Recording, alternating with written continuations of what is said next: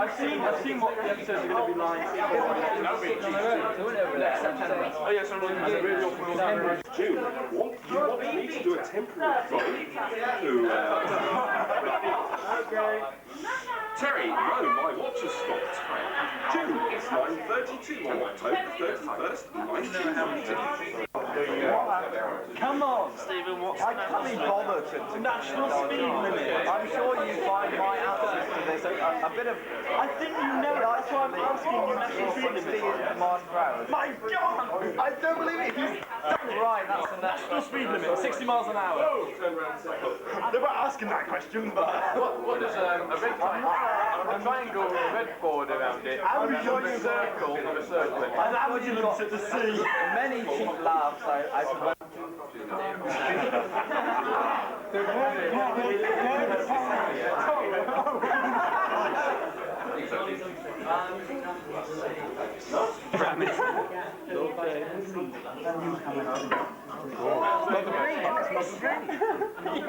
It's people we've never heard of, isn't it? As usual, people we've never heard of. Actually,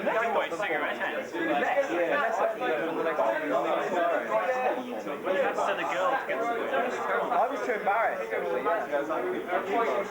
It was quite exciting having the provided for me. Yeah, well, I was quite excited by that. Where is she anyway? Vanessa coming tomorrow morning, Vanessa drivers. Yes, they are.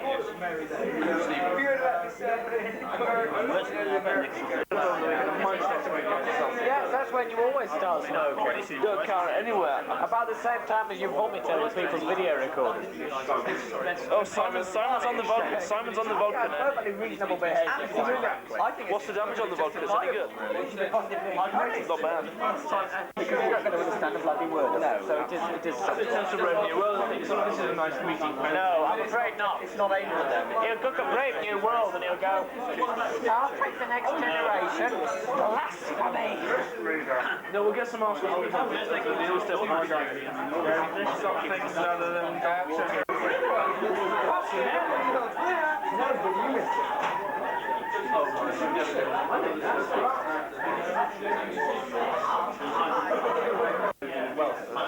Answer any questions. no pictures. It's got so many. Yeah, he asked Daniel John, though, it's Daniel's good stuff. Actually, involved with John. Who's is this?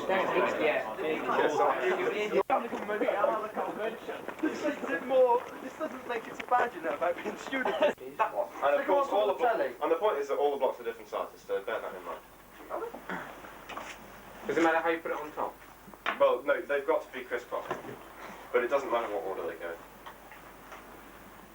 Is that the right one, right? Yeah. No. On the top of my head. Actually, we can put a caption in that one. We can put a caption on top of that with a think bubble. I blame Mekon, don't I?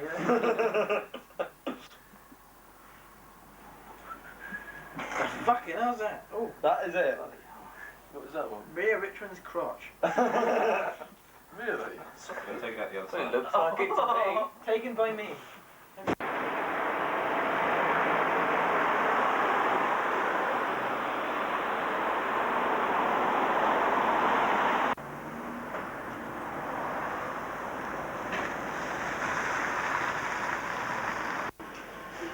Right. I don't know the answer to this next one, so just like you guys. Your left hand think it's sewing.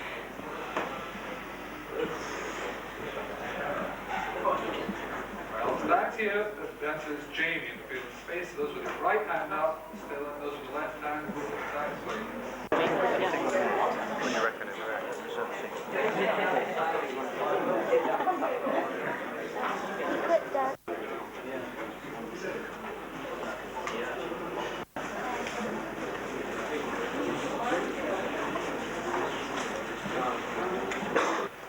Right, I said earlier this morning in introduction that with some guests making the first appearance at the British Convention and certainly through the next panel.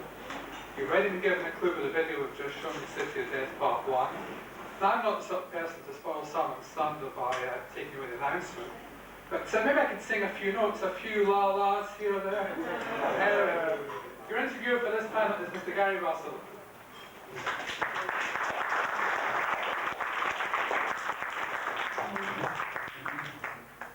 I'm not going to go into any fancy introductions after that, Gordon. I couldn't top it. Will you give a very warm welcome to Lalla Ward?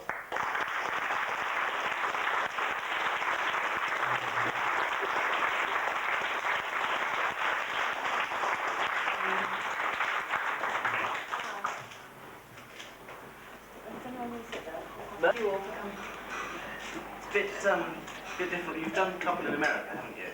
Yes, I've done more than that, I think. Maybe all a long time, it seems like more than that. Yeah. They're much bigger, aren't they, than our British ones? Yes, some of them are. Some of them are quite small, kind of campus type ones. The biggest one that I've done is the one in Chicago, which is huge. That's brilliant. Can you hear everybody? Yes? You can, you're in the front. Can people at the back, yes? I mean, are these actually on or anything? Yes. They are? Yes. Do you find it a bit strange that it's Yes, now... I do. Do you like... do you find it a bit strange that 10 years on from doing Doctor Who, here you are at a Doctor Who convention, still peripherally involved in it, doing conventions, doing interviews for magazines. Is it something that when you left Doctor Who you thought, that's it, finished with the programme, or did you somehow think, I bet I'm still associated with this in years to come? I honestly didn't think about it either way. I mean, it doesn't at all surprise me because of course, by the time I joined, one knew that Doctor Who was the kind of programme that people did go on watching for a very long time. So it doesn't come as a particular surprise. I mean, I didn't consciously think when I left, in 10 years' time I'll be in Exeter talking to you lot. But it's not a surprise because the programme is that popular. Are you pleased?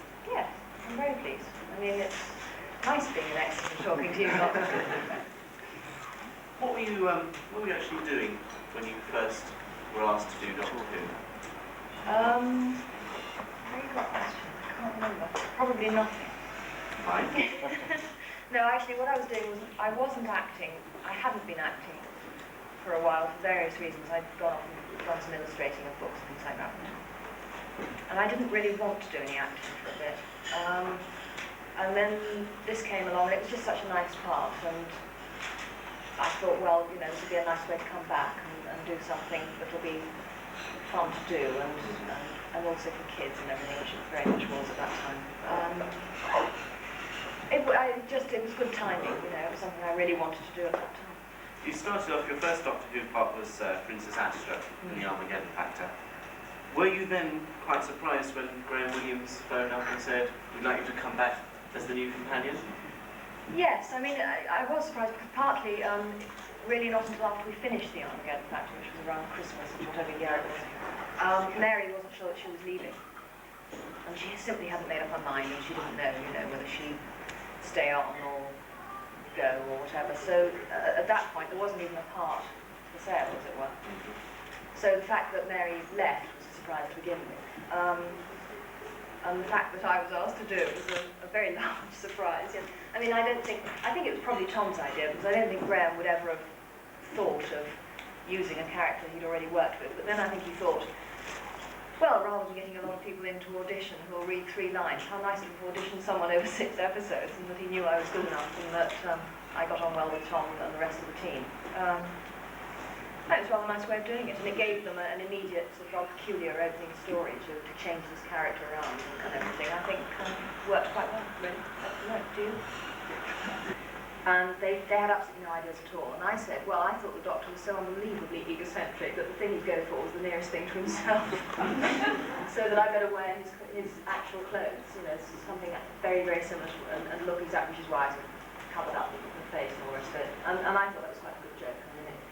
It seemed to me to be a very simple way around the problem. And I rather wanted to wear that costume the whole way through. I mean, not obviously the hat down to my nose, but the actual coat and having everything too big, you know, sort of Charlie Chaplin, everything wrong. Which they didn't like at all, which is why it turned into the pink version of it, which in many ways was obviously much more practical, except for that impossible scarf, which was kind of silky and caught on everything, and Tom has practiced with his rages and was wonderful, swoosh and it unhooked, and mine was always kind of catching on everything. It was awful, it was a nightmare, and I wished I'd never had the idea of that. One of the biggest traits, really, of Romana was the astonishing wardrobe that she managed to get through. How much influence did you have on Romana's costumes? About 150%. I mean, the design, June Hudson was one of the designers, Amy Robertson, they were marvellous designers, and they used to come in and say, Lala, we sort of see you in, and it was always the silver lurex catsuit. You didn't wear it in the last one, we sort of thought it'd be awfully nice if you wore it in this one, and you'd say, I would say to them, it's a wonderful idea. Really marvellous. I sort of saw myself in school uniform. What do you think about that? And they were always so sort of faint with surprise that they gave in. And that's really how it worked. And I kind of convinced them, you know, that what you wear, unless of course you're stuck in air hostess's uniform for the whole thing, like poor Janet was, because I think by the time they finished with me, there was no budget left for costumes, and she was already sending me to use allowance. But what you wear, if it isn't a uniform, is very much a part of your personality. And they expect you as an actress to use that to play the part. And they were very nice on this particular programme, sometimes they're less nice, about letting you do that also in what you wear. And I thought that she was the sort of girl who'd kind of go around markets and pick up bits and pieces here and there, you know, and sort of buy things in peculiar shops and then put them all together. And this one was doing that, not only going to different places, but going through different times and eras and centuries and God knows what. It meant one could do the most wonderful mixture of sort of peculiar bits and pieces within one costume, which, in the end, I mean, all the designers rather liked because it was more fun for them and they could break all the rules and blame it on me. Do you have a favourite and a not-so-favourite costume? I don't know, I have to think about favourite. The not-so-favourite's easy, and that was because the first programme, the first actual story that we shot when I became Romana was The Creature from the Pit. And I can't remember why we shot it out of sequence, but in any case we did. That was the first one. And I truly loathe that costume. I think it's absolutely awful. And the reason that it's absolutely awful is because it's got the silver lurex catsuit underneath it. Well, it was at that stage, I mean, I hadn't worked out what I wanted my character to be. We started fairly soon after. I'd been playing Princess Astra. I didn't know, I wasn't trying to do what Mary had done, or particularly get completely away from what Mary had done, but neither had I come to any particular conclusion about what I wanted to do. And so one was kind of, you know, you weren't strong enough in your own mind to decide that this was completely wrong, which looking back on it, I think it was. I mean, at least I got that sort of floaty job put on top of the silver lurex catsuit. But, I don't know, I just think it was wrong for the way I wanted to be as Ramon, looking back on it. I don't know about favourite. Favourite was usually whatever was warmest and most practical in some quarry somewhere. You know, you regretted terribly if you were in high-heeled shoes in a swamp, you know. So it's a question of comfort, and then when you watch the stories later on, then you can assess. I rather liked, I know the stories are totally popular, but I like the riding outfits in Swan's and Iron quite a lot. Those red gloves are good. And presumably the idea of walking around very cold Brighton Beach in half a sailor costume. I quite like that actually. That was because, I don't know, I wanted to look like a kind of Victorian postcard, you know, when I was kind of striking out. I quite like that costume, it was quite fun. It wasn't, as you say, particularly fun on Brighton Beach, but it was survivable, just. Some people, I'm not naming any names, but some people would probably think that a schoolgirl costume was a bit kinky. That was entirely my decision. I'm to blame for this kinkiness, but I didn't see it like that. You see, I thought that as a child I'd absolutely loathed wearing a school uniform, and I didn't have a very nice one. It wasn't nearly as nice as that. Sort of grey and boring. And I hated it. And because I felt Doctor Who was a programme partly, if not entirely, for children, it'd be rather nice to wear something that children basically loathed wearing and choose to wear it, so that they could then say, oh, well, I don't mind wearing school uniform much, you know, it's quite nice because she wears it on Doctor Who, I'll put up with that. And that was true. I got lots of letters from children saying, we don't mind our school uniform anymore, it's absolutely wonderful. I also got a lot of letters from their dads saying, "Caw!" Which I haven't thought of. I mean, really haven't crossed my mind because I'm incredibly sick. Going back to when you first got the part of Ramada, were you given any guidelines as to what they wanted you to do with the part, or was it a completely clean slate and they just said, play it like Malaward? Well, I did say to Graham, you do realise, you know, I cannot play it like Mary Town because I'm not glamorous like Mary Town. I mean, Mary's got this wonderful sort of, she's really good at playing that sort of glamour girl thing, and it's something I can't do. I mean, I can't be bothered actually to work so hard at looking so good. And not that Mary has to work hard at all at looking so good, she just looks good, you know, but it was a whole sort of personality that I'm simply not. So, I mean, and he accepted that, and we agreed that really there was no reason for me to be like her, any more than there was any reason for Tom to be like John Pertwee, or John Pertwee to be like Pat Troughton, because Time Ladies, presumably, can be as totally different from each other, even though they're basically the same character as a Time Lord. So, you know, I kind of thrashed around a bit in the Creature from the Pit with that Silver Lurex catsuit and the matching performance to go with the Silver Lurex performance. And then it kind of evolved, you know. There was never a particular conversation about, you know, we do feel you ought to be a bit more so. They just put up with me. You also, during your time, had an interesting array of monsters to come across, such as giant green. You just bought my next question. I was going to say, what's your favourite monster? My favourite monster, I know. That's the favourite question they ask me in America. What's your favourite monster? Tom Baker. Is it difficult working with people in rubber suits when you go through rehearsals and you see them as... I tell you what's really difficult is for a person in a rubber suit to work with someone in school uniform. Well, I think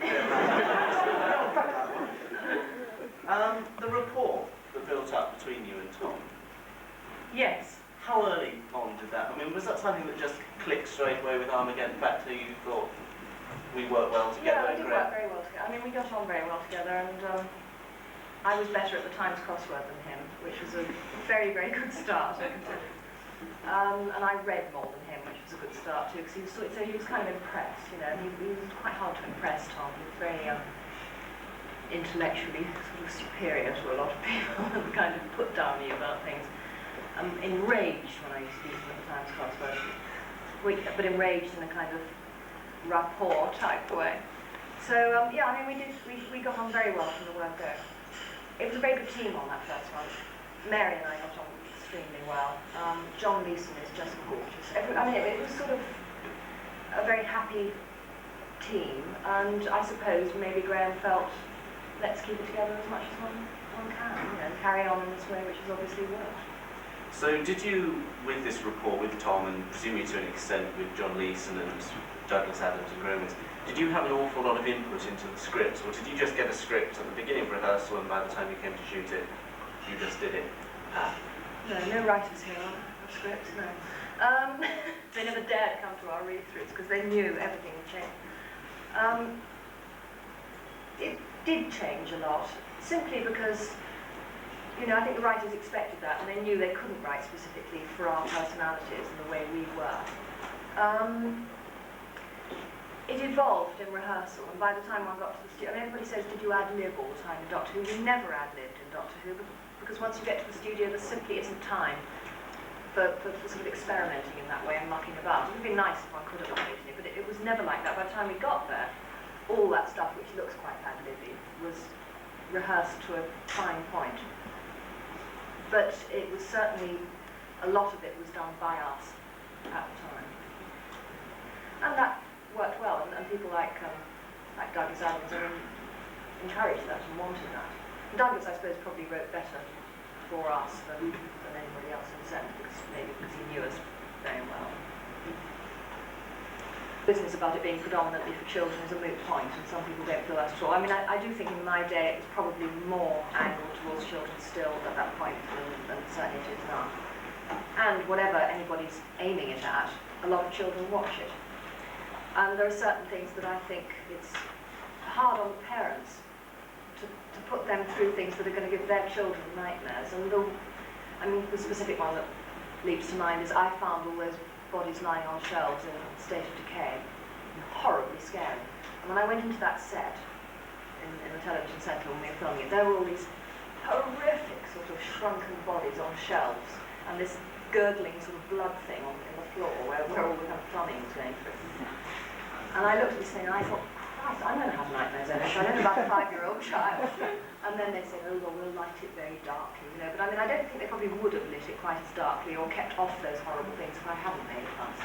And I seriously thought, you know, we'd get parents writing in saying, you know, do you mind if this is put on at whatever time in the afternoon it's put on? And my child is now waking up in the night screaming because it's sort of, and I think these sort of programmes up to a point, they have a certain responsibility. How much influence then over the making of a programme, a long-running thing like that, you and Tom as the two people who are in it constantly, week after week, do you have a great deal of input into it? Well, Tom obviously more than me, I should imagine, because he had far more to do, and he'd been doing it for far longer, and he knew far better about everything to do with it. Not really, we're actors, you know, we're paid to do our job and our part of it. And inevitably, because it's your face that's up there at the end doing the things, the input is enormous to do with your part, and as I've said before, to do with things we said, and occasionally to do with things like hating a particular aspect. But overall, it was the producer and the director and the writers who were responsible for what happened. So if you didn't like some of it, it's not my fault. Right, I'm going to pause briefly and throw it open to you. If anyone's got a question for Lala, stick your hand up. Paul's got his hand up at the back straight away. What was it like working with Gary Russell? A nightmare. I mean, a real nightmare. Next question. Thank you, Paul. You're dead. On the same subject, why didn't I give the schoolgirl chemistry course? Why didn't we? Yeah. I don't know. That was nothing to do with me. I don't know. I mean, I suppose it was a one-off story. They never ever thought of. I don't know. I mean, I think those Angela Brazil stories are great. I think it would have been nice to have done a series of them. But clearly, the powers that be didn't have the same idea. Another question about Doctor Who. Someone? Oh, well, I'll go back Total to silence. Go back Come to back to me. There's one there. all right, Alan. Why did you eventually leave the series? Because I'd eventually had enough. Because, I mean, basically, that's true. There's really, as the companion, and I suppose as the Doctor, there's only so much you can do that's helpful and positive and creative and moving forward. And there comes a point when you've run down so many corridors that you don't know how to do it a different way. And the scripts, although they're different overall, become repetitive in terms of the things you can contribute. And I think there comes a point when it's good for the show as well to have some new faces.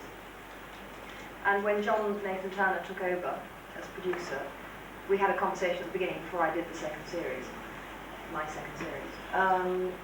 And we both agreed at that point that rather than leave at the end, like Mary did, you know, sort of not being sure whether to stay or whether to go, and then just being, sorry, my friend, being sort of cut off, you know, with no particular story, having written one out, that it would be better to take a decision at that point as to when one was leaving and have a story specifically written so that one left it for a reason. And I think that's the right decision to take and probably the right time. You also had the pleasure of taking the dog with you. Was that partly your influence because you were very keen on K9, weren't you? I'm very keen on K9. I know lots of people aren't keen on K9, but no, I wasn't keen to take him with me. I mean, he doesn't sit in my flat or anything. Oh, you spoiled all the illusions. My flat's not in E-Space. That's probably ruined it all. I thought it was sad not to have K9 in the series, and in many ways I thought he should have been left behind. If he was going to go, I'm glad he stayed with me and didn't go to that was his dog phone, wasn't it? But no, I think he was a popular part of the series for some people, and an unpopular part of it for others. I don't know what other people think. I mean, John couldn't bear him, I know, Nathan Turner, and thought he was sort of an irritation, and I don't know, maybe he just felt that he had his day. that was just one of those executive decisions that actors have no input about. So as he had to leave, I'm fully glad to stay with him. Did you find actually the physical working with a prop like that doesn't move particularly fast and is remote controlled, was it difficult at all? No. I mean, I liked it because it meant I could go slower, you know. I didn't have to run at the top whack down all these corridors because there was K9 doing. So I'm saying, come on K9, come on K9. Oh K9, come on. You know. There's various ways you can say that line. Get a move on K9. Faster K9, you know. But it meant that one could take it easy, which was nice. You could sort of sit down, drink a Coca-Cola, have your lunch, and K9 would still be which suited me fine because I'm really not the athletic type. You know. It's working with mechanical people like Tom Baker that sometimes makes it much more difficult. I mean, I remember in the Paris one, we did lots of shots running in Paris, and he's got sort of legs 10 miles long and can go 100 miles an hour. And then it was, come along, Romana, faster, Romana, come on. So I rather like K9 because he was sort of on my side. Yeah. At that point in Doctor Who, when you were in it, the world at large in terms of science fiction, Star Wars had come, Close Encounters had come, special effects were suddenly becoming something that people knew about, they knew how they were made of. Did you find that Doctor Who then had to sort of try and catch up with the film world, and if it did working with special effects in that way, in any way inhibit or affect the way you work? Well, I think suddenly audiences were beginning to see what could be done. And if you're doing Star Wars and you've got 3 months or 6 months or however long they spent on doing special effects and miniatures, you can achieve something pretty spectacular. And Doctor Who at that time, which coincided with John taking over as producer, I think suddenly became more conscious of keeping up with the Star Wars Joneses. And it could have gone either way. I mean, I rather would have liked it to have stayed itself and not felt that it had to do that, and have gone on with that stupid thing in the middle of the TARDIS going all the way through scenes and things sticking and things going wrong. I mean, I always found that part of the charm of Doctor Who. I know a lot of people who found it completely and utterly charmless and boring and irritating. There was a sort of middle patch when the BBC still hadn't acquired as much of the technology as it now has, and some more stuff and so on. When it was an awful struggle because we didn't have the money, we didn't have the time, we didn't have the resources, we couldn't conceivably keep up with what Star Wars could do. But we were kind of making the effort, which I slightly felt between two stools, it all looked a bit kind of desperate. But I think now, because there is all that technology, it does so extremely well. And of course television screens in any case are different and tiny compared with the big screen. But I think it had to evolve. I mean, my idea of it staying the same is actually hopeless. Things have to move on. And I don't know, when we started, Doctor Who and Star Trek were really there were not that many science fiction things around. And almost, it was coincidental that we were in space. We were basically about people. I mean, some of the people happened to wear rubber suits and look like monsters, all beautiful. But it was almost immaterial that one was going through space. It was sort of much more to do with people. It then shifted and became more to do with the technology, and the dialogue became more technical to all our costs, because it became much harder to learn and trickier to understand. And I suppose that was a sort of natural evolution which had to come about in that time. Digitally modelled time cone isometry parallel bust into the image translator.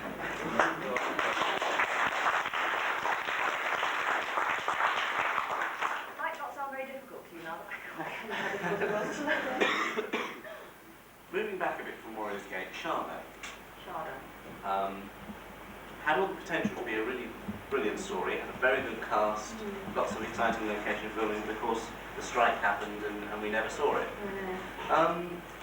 Were you disappointed by this? Did you think it had the potential to be a really good story? Yeah, we all were. It was wretched. The whole thing was utterly miserable. We'd rehearsed for ages, we'd shot one whole studio. I can't remember that well, it was a 6-part thing, wasn't it? So we probably would have had 3 studio sessions on it, of 2 or 3 days each. And we'd certainly done one whole studio, which is tough, it's hard work, and you do an awful lot of things. And we'd rehearsed and we were ready to shoot the 2nd studio. And we went into the studio. I don't think we even got, I'm not sure we even got to the stage of getting into costume, but anyway, we were all there, and we arrived at 8:30 in the morning, and we were all sort of standing around, and suddenly the plugs get pulled out, and the lights go off, and everything goes dark, and you just can't do anything.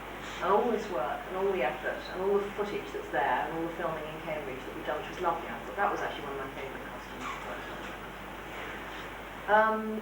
You know, it was all sort of for nothing, and it was a good script. It was fairly complicated, and I did see it when I went to do one of the conventions in America. They put it together with sort of captions and computer graphics and stuff, roughly to show how the story, you know, there'd been a bit we'd shot, and then there was a caption to explain what happened next.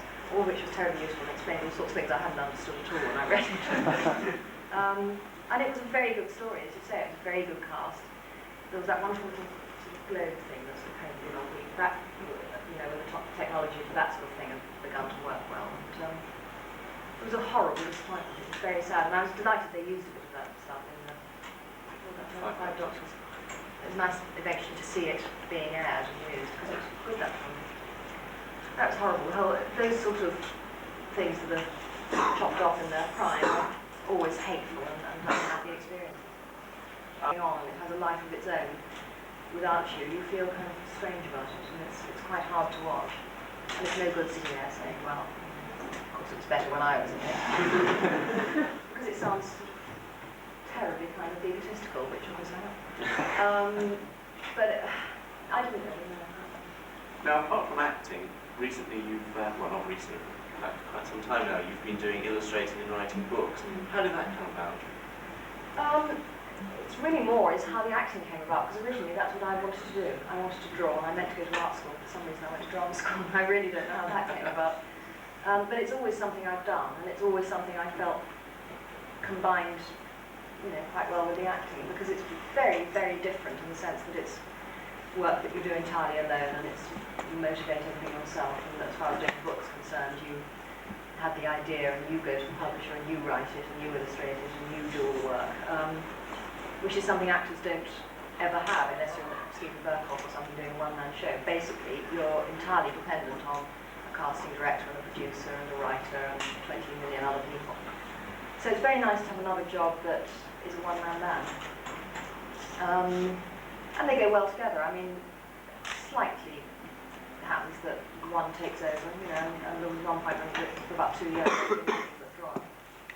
Which I think in the long run is not terribly helpful to one's career. I think sometimes you have to be a bit more single-minded about wanting one thing in order to get it. That's sort of the recent past, as it were. I mean, that was exciting to do. It was a wonderful part, and of course one feels sad that it didn't have a longer life, simply because it's very nice playing a part that's so good, working in a company that's so good. And I think it would have done all right in London for a bit, but it was a sort of 1930s Frederick Lonsdale comedy. And nobody likes them anymore. They just hate them. They say, oh God, you know, it's all out of date, and morally it's so tame and boring. And the fact that audiences howl with laughter all the way through it seems to be completely immaterial. So it kind of dies its gentle death. And we had 6 weeks of great success in Leicester, which was fine. I mean, but in the end, it doesn't matter. You've done the job, and you've played the part, and you've worked with a terrific company, and that was its lifespan. Don't write criticisms anymore, where they're serious bits of interesting writing. You just get some person who's sick to death of having to get on a train to Leicester to see some bloody play that he absolutely loathes, and comes back thinking, oh God, what a waste of time, and writes, you know, a sort of jaundiced piece before he started because he'd been to the theatre 5 nights before that week, and he's had enough. I think some of them are like that. I think some of them, of course, are not like that. But I think they have a responsibility now, because I'm afraid to say they're taken much more seriously by the audience, who read a review and think, oh God, I don't want to waste 12 quid on a ticket to go to something that they cost to go and see that. You know, if he says it's no good, I won't go. And that's a pity, because people are less left to make up their own minds. Do you go to the theatre a lot yourself? I go into bursts. I mean, sometimes I'll go to 2 or 3 things in a week, and then I won't go for 6 months. I don't go that much. I go to the movies quite a lot, and I go to the opera quite a lot. But I don't that much go to the theatre. Do you sing? Don't see yourself as the next sort of, I was going to say priority, but that'd be a bit different. Thank you very much. God, I only have one slice of toast for breakfast. I mean, I can sing if I have to, like in Hamlet. I can sing all right, but I don't see myself as the next Kylie Minogue. Oh, we've got Stock Aitken Awards lined up for you, ready to produce you and turn you into a #1 superstar. No, I don't see myself as that. Twin Peaks. We mentioned this upstairs. I love Twin Peaks. Do you think you'd like to be in Twin Peaks? I'd love to be in Twin Peaks. Thanks heaven. I didn't know it was a big hype, you see. I switched it on, you know, they repeated that first double episode. And it was quite sort of late, and I think I was doing some embroidery for my book, and I thought, oh, well, I'll switch something on, you know. And I sort of watched the tail end of whatever went on before it. And then the credits came up, and I'm sewing at the same time. Usually I kind of have sort of half watching, you know, half doing nothing. So I suddenly sat there, and I was watching it, and I was totally glued to it. It was wonderful. It doesn't happen very often in television these days. No, I mean, it's just so kind of clever and weird. And it's not so weird that you feel alienated, it's just wonderful. Does anybody else enjoy it here? I love it. I slightly went off it when I found it was a sort of great hyped up thing and everybody was watching, and I thought I was the clever one here. So who do you think killed Laura Palmer? I don't know, I don't really care. I mean, I don't actually think that's, it's almost not the point, you know, it's just, I know we don't find out, do we, till the next series we do. Tom Baker. No, I don't know, it's almost immaterial. It's so fascinating to watch, and the shots are so quirky. I think it was suicide. What? I think it was You suicide. think it was suicide? God, it's a long way to do it. You're slogging around with someone in a rubber suit and a quarry indoors. Yeah.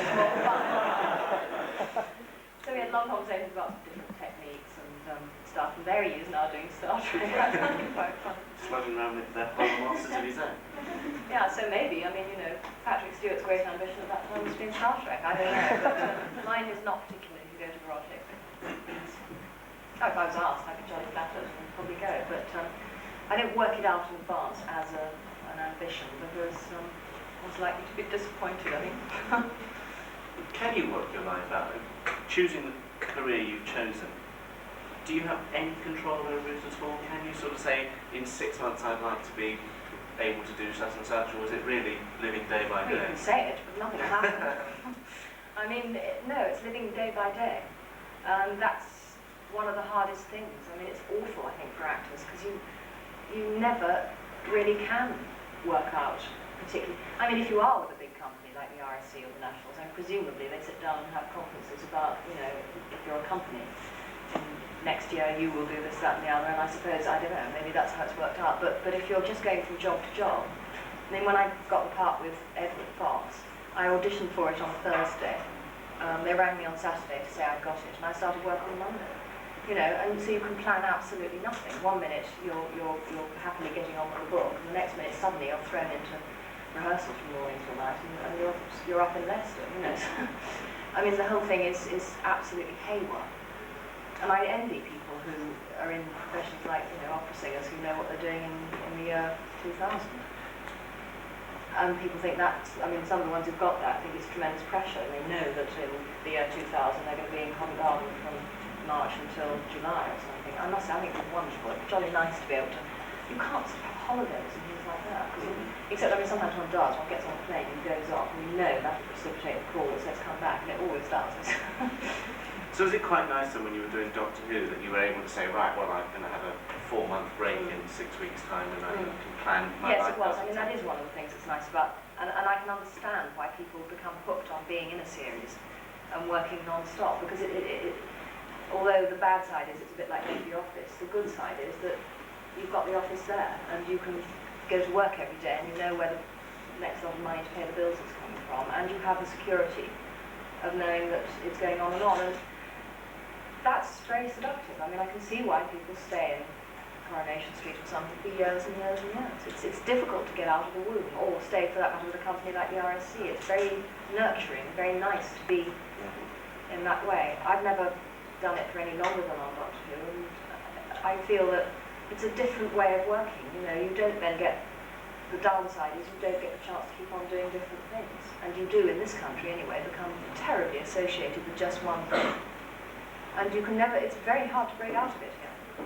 You can do it in America, you can do a series and go straight into another series. You can be sort of Stephanie Powers jumping from heart to heart to whatever else. You know, they don't seem to mind it there, but here, it's very difficult. Once you're associated with a series, you're stuck with that image for a very long time, whatever the series, even if it's not as successful as Doctor Who, it's quite hard to get away from, unless you're Peter Davison.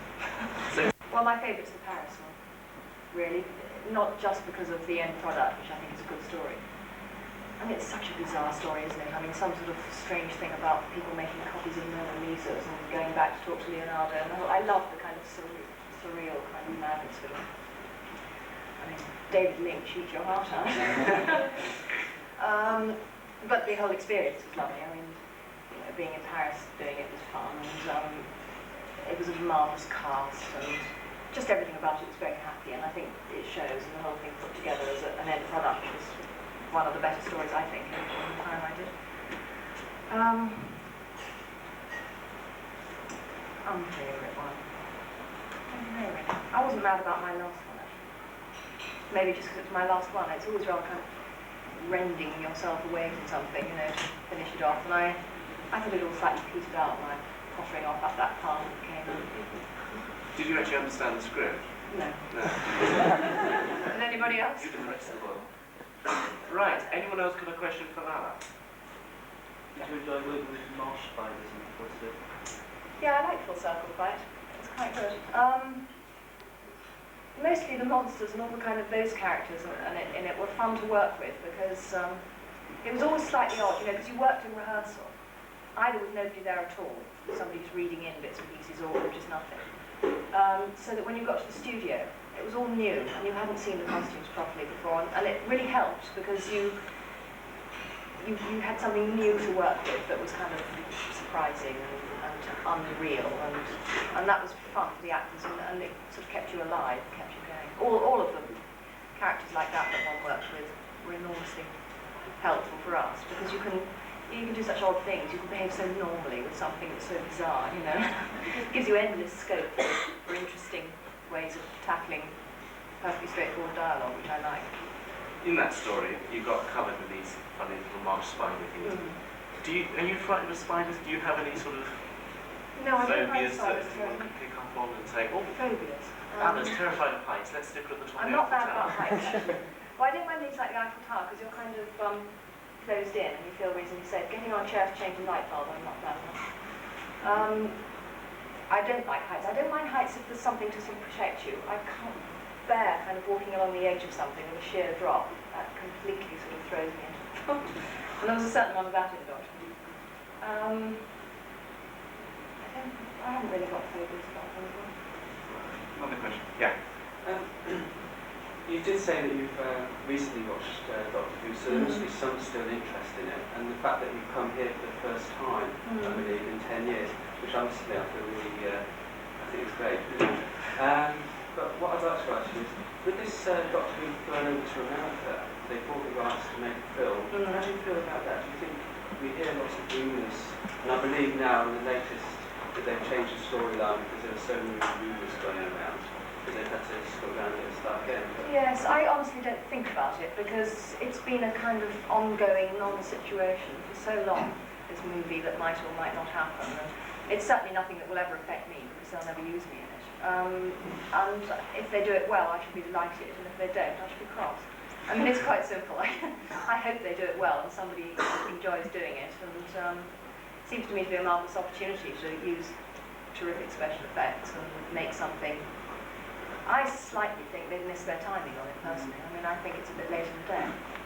And I think they should have done it in, you know, the heyday of its popularity, and that would have been great. But then maybe they wouldn't have been able to do that because one would have so much been watching it on television. Maybe it is right to wait till near the end. Perhaps use it for nostalgia purposes, like Batman, etc. They seem to be bringing back what we grew up on, really, don't they? Yes, I mean, I suspect if they do a film of Doctor Who, totally disassociated people will be part of it, who know nothing of the history of Doctor Who know nothing of the kind of build-up of the life of Doctor Who, or what the fans feel about Doctor Who, and the whole thing, the whole sort of culture of Doctor Who. I rather suspect it'll be in the hands of people who want to make a lot of money and have their specific ideas and their impositions onto the subject, and to that end, I rather think they won't do it well, but I mean, one doesn't know. I hope they do it well.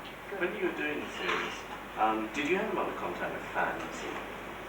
Actually, when we were working. Yeah, were you aware of sort of the big fan element and fan clubs? Oh yes, because I mean, by the time I joined, it had been terribly popular for a long time.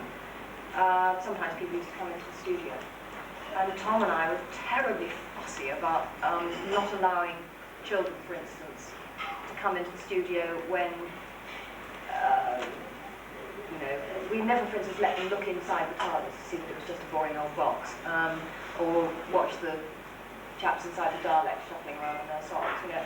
I mean, I'm actually terribly against all these programs and things that tell you how everything is done all the time. I think it takes away all the mystique and the fun of things, and I don't want to see the workings of everything. We tried to keep the mystique of these things. Right, another question. There's one there who's been desperate to get one in for ages. Come on. Did you enjoy playing a vampire in Vampire Circus? And how did it compare to State of Decay when you wanted to play a vampire in State of Decay? I wouldn't mind it being a vampire in State of Decay. Vampire Circus, well that was the first film that was the first job I did after leaving drama school. And the thing I liked most about it was when I was at drama school, there was one class, there were two classes on Saturday morning. One was fencing, which I'm not putting up fences, you know, which I absolutely adored. And the other was what they laughingly called tumbling, which was learning things like hitting people over the head with chairs without knocking their brains out, and sort of vague acrobatics of one sort or another. And I hated this class so much that I got really good at the fencing class, so that I could do double fencing and skip the tumbling class, which I simply loathed. It was my only way around this conundrum. So then I got Vampire Circus. And the character of Vampire Circus is an acrobat. And B.H. Barry, who was our teacher, who arranges a lot of fights and films and things, I saw, maybe I'm still at drama school, I got the part, I can't remember. Anyway, I saw Barry and he said, what's the part you're playing? I said, well, it's an acrobat, actually. And he said, well, good luck, you'll be thrilled, won't you, that you went to all those classes tonight and worked so hard. Anyway, off I went to Pinewood for 5 weeks to do this film. And I came back, I went especially back to the Central School to see Barry afterwards, and I said to him, you know, it's wonderful when you have a double to do absolutely everything. All I ever had to do was jump 2 inches off what they call a pancake, you know, one of those little sort of square things, sort of go boing into shot. And that's all I had to do, and then someone else would go whoosh, and do all these wonderful things, and I thought, ha ha ha. So I rather enjoyed that. Nick? There wasn't a lot. Actually, I wasn't mad about Matthew Waterhouse.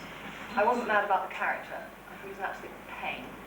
I felt terribly possessive, you know, about being the Doctor's companion, a boring boy trotting about after it. I could have done without him, personally. He was alright, he was a nice enough kid really, but I thought Adric was a pain in the bum, and I thought, I don't know, I could have lived without him altogether. And one became terribly sort of bossy and sort of prefect at schoolish, and I hated that, and I didn't want to be that. And I found myself being it, and being kind of, you know, grown up, kind of pushing this child around and stuff, and I just got really bored with the whole business. Is that from yourself, from the script? Sorry? Was that from yourself or from the script? What, the attitude to him? It was kind of in the script, but it was kind of inevitable. You know, you've got this brat hanging around the place, and you sort of just want to go all the time. Why didn't you? I did. Often. Paul? King's Road, it's quite a wide street. There was a woman pushing a very small child in a push thingy. I mean, a child of about 3 probably. So it was pretty small, and I was rather impressed that this child should have recognised me, because suddenly I heard this voice from the other side of King's Road, which actually practically stopped the traffic, saying, this little boy saying, "Hello, banana!"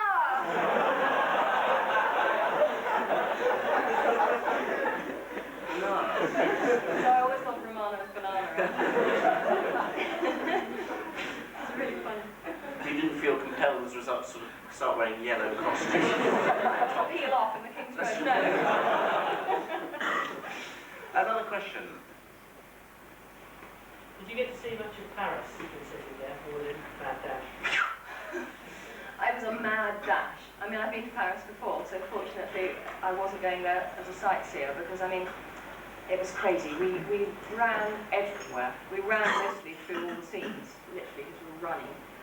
We ran from location to location. We ran onto the minibus. We ran through makeup with the powder puffs sort of going on the face as one went by. You know? It was pretty speedy. We saw a bit from the Eiffel Tower in between snowstorms. But it was May the 1st, I remember, because they have all those May Day parades and stuff they have everywhere. And one time it was snowing so heavily, you know all that blossom, there was all this blossom on the trees, that beginning with that cherry tree, I think. Cherry pie.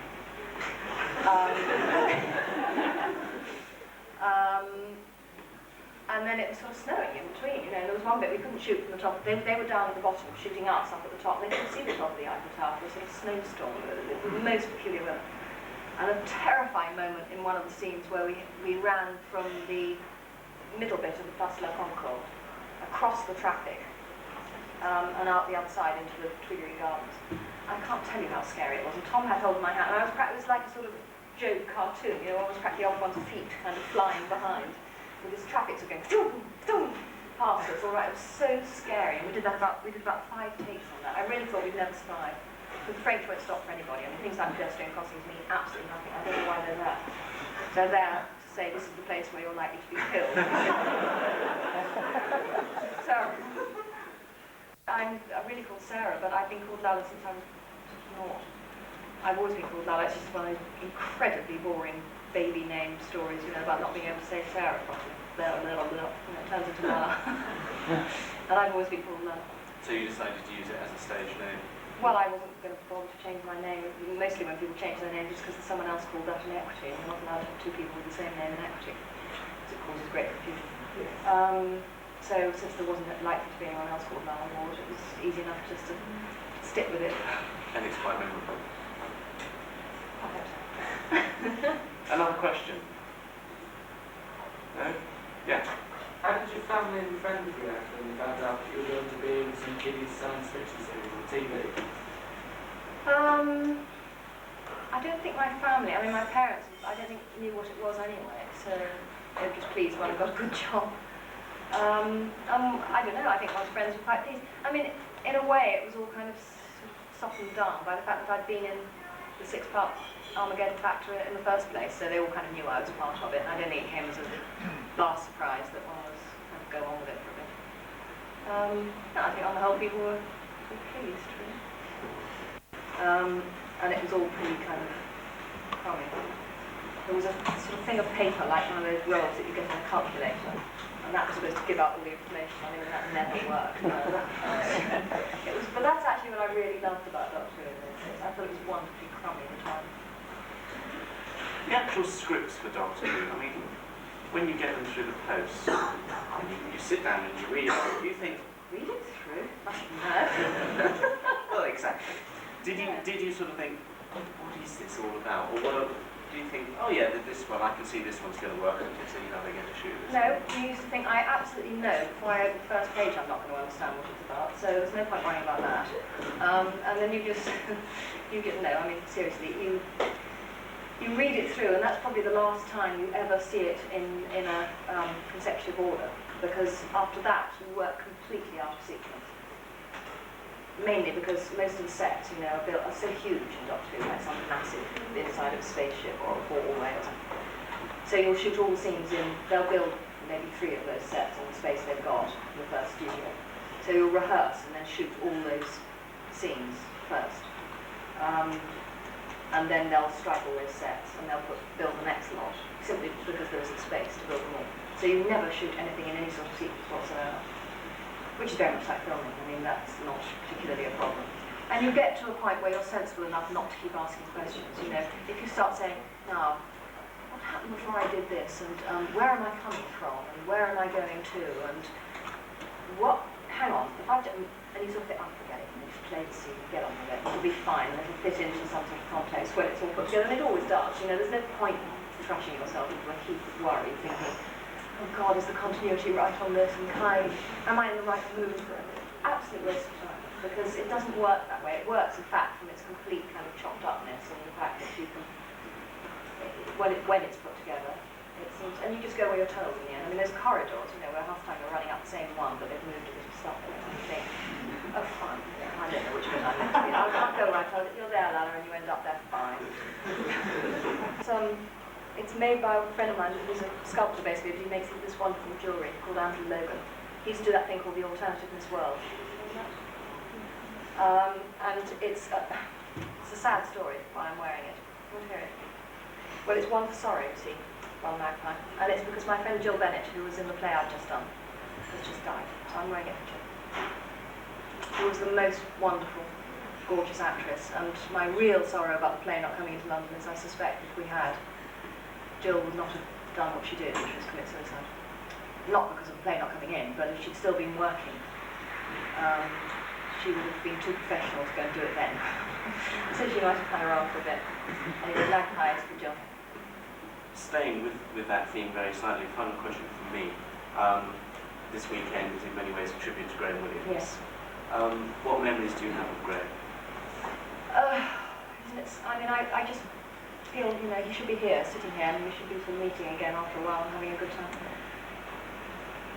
First of all, I mean, his going is so sudden and so awful and so wasteful and so stupid and so utterly tragic that it's not just like someone dying, you know, it's the same with Jill, when it's so utterly pointless and shouldn't have happened. One feels all sorts of emotions that you wouldn't if it had been illness or old age or something. You feel anger and rage and all those sort of things. And my memories of him are of the sweetest, nicest. I mean, it's so nice when someone asks you about somebody and you don't have to think, oh my God, I'm going to think of something nice to say about him. There is nothing nasty one could possibly have said about Graham, ever. He was wonderful to me. I mean, he gave me the part in the first place, so I should always thank him for that.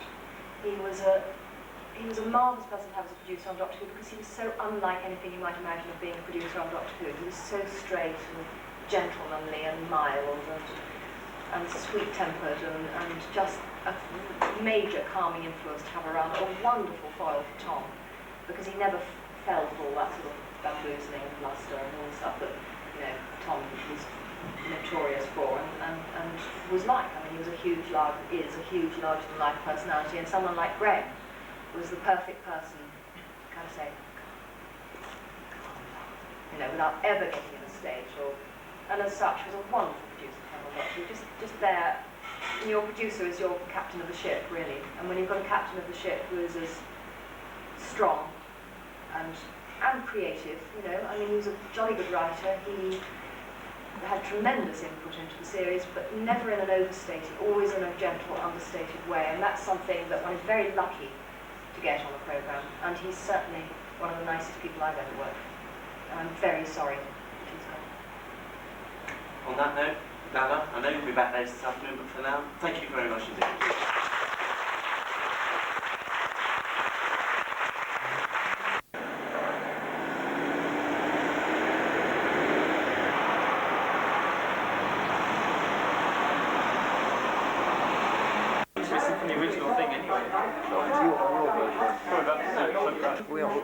We're filming our books for. Here we go. This is a book. I'll come and show you. Alright?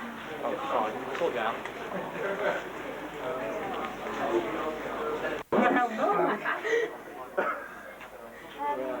Look at me. Look at me. Look at me. Ah, scream! They did better than that.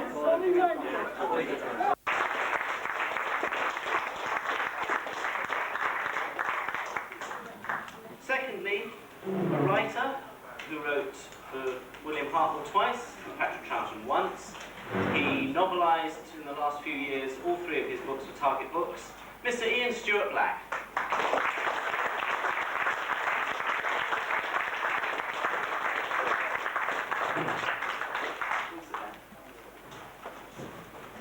If I can push that microphone sort of that way, once there's everybody, hopefully it can pick both of you up. Right. Ian, I'm going to be very rude and go straight to Chris and lean across you. Chris, you directed what is probably one of the most important Doctor Who stories of all time because of the way it pushed Doctor Who into the success that it is, the Daleks. Now, you must at some point have got this script that asked for Daleks. Did you ever have in your mind what they would look like, and did they ever look like anything that they finally appeared to be?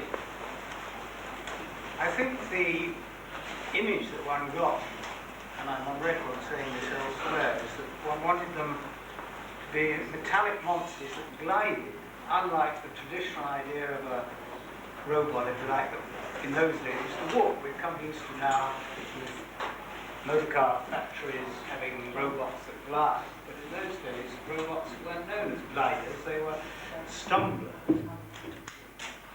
And the image of the Georgian state dancer, a troupe of dancers from the Soviet Union who had the most fantastic gliding motion, like the wind in the reeds, they used to glide across the stage, was the motion one expected to see from them. What they actually looked like physically, I don't think I did have a clear mind about. I mean, the Terry Nation script made certain things obvious, the eye, the sucker and the gun. But for the rest, it was up to us to scribble on the backs of pieces of paper, things like pepperpots.com, accident envelopes, and Ray Cusick eventually came up with the final object as we all know and hate today. How did you get into directing in the first place? And why? I'd always wanted to be a film director. I have directed film, but I've been known as a television director rather than film director.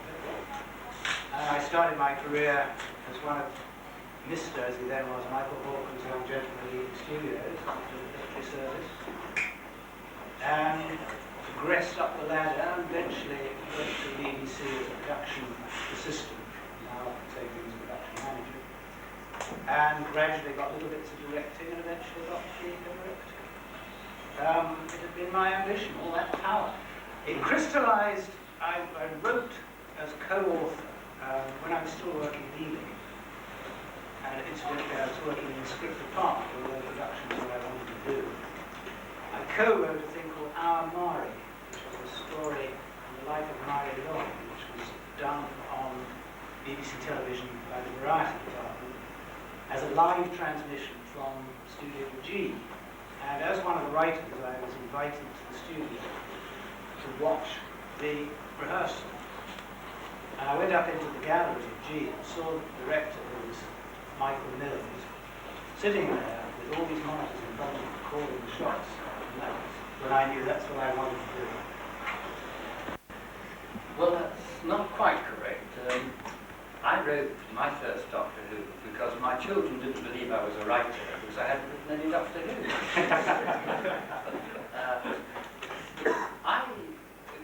You know, the writers here, let me tell you how I wrote my first Doctor Who, because it will show you how inconsequential a writer's progress can be. I wrote for an American company. Americans used to come across quite a lot. We were much cheaper writers, directors, actors than they were in America. And I wrote a sort of ghostly, thrilling half hour. I forgot what it was called. But it was seen by someone at the BBC who said, this was very exciting, to get hold of this bloke to do a series, an 8-part series, which I went to see. And Alan Bromley was the producer, and I had a great respect for him, so I thought, right, I'd like to work with him. Went along and I did this Ransom for a Pretty Girl, and while I was doing it, I was in their production office. It's as casual as this, and on the door was written, the front door you came in, there was a side door, and on the door was written, Doctor Who. So I said to Alan Bromley and the other chaps, and I said, well, these are the Doctor Who people next door. And they said, yes. I said, I'd like to meet them. Now, in those days, very, very few of you were born in those days. My name was on the screen more or less every week. And they came in delighted to meet me, and I was delighted to meet them. And I said, any chance of doing a Doctor Who? And they said, you know, Did you really do it? And I said, yes, I have a special reason. And that was the reason. I said, none of my children think I'm a writer because I haven't done the Doctor Who. So they said, have you an idea?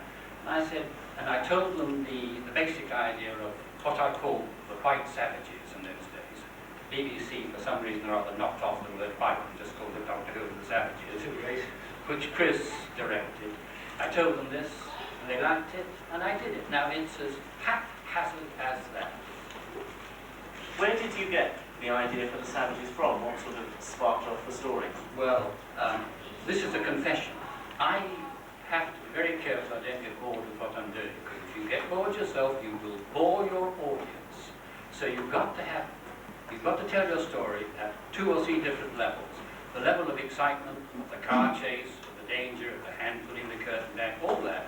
And at the same time, as far as I'm concerned, and I think for quite a lot of writers, there's got to be another level. Now, I don't normally tell people this because I'm going to use 2 words that the English don't really like very much: philosophy and poetry.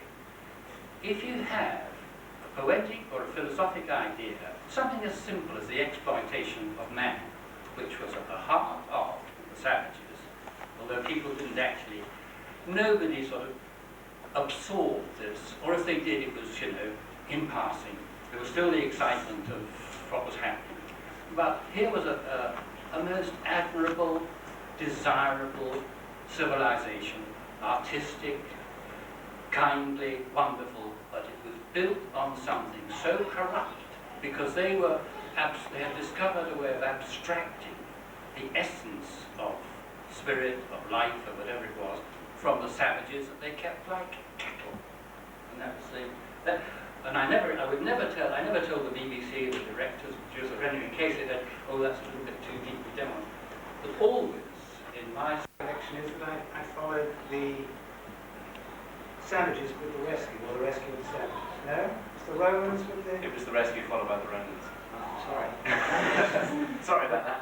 He's done his research. I'm only relying on memory, which is pretty evidential. May I say, it's a very worrying thing that everybody here, everyone I've met, knows far more about Doctor Who than we do. Yes. It wasn't usual, no. And I can't, for the life of me, in my mind, I reconcile this to the 2 programs I just mentioned, one of which was a 2-part and the other was a 4-part, making a 6-part assignment, which made much more sense than what you've just mentioned, which was 2... It was a 2-part, right? No, it was 6 episodes. It was 6. Rescue was 2. Well, I suppose that is the same reasoning then, as far as management's concerned, was that here's, one director can tackle 6. We don't want to hire a director to do 2 because it's much too long preparation period for what we're going to get out of him. It'd be much cheaper if he does 6. I mean, I can see that the reason. I can imagine, although this is in the mists of time, it must have been harder for me and for my production crew to have to consider 2 programs at once, because you're obviously thinking in design terms of 2 different lots of entirely different lots of sets and characters and themes the same way. I can just say that Dennis Spooner said to me years later, he said, when you read my scripts, the only thing you said to me was, why did you do so-and-so? You didn't say what a lovely script. Well, I must say that I had known Ian for quite a long time before we came to do this, and I think it was the first time I'd ever done anything, directed anything by a writer I knew beforehand. So that was an original plus for me, so I was very excited to be doing it. Is that quite a help? So by knowing Ian, you could turn around and say, what does this mean? I think that there always seems to be a conspiracy in television.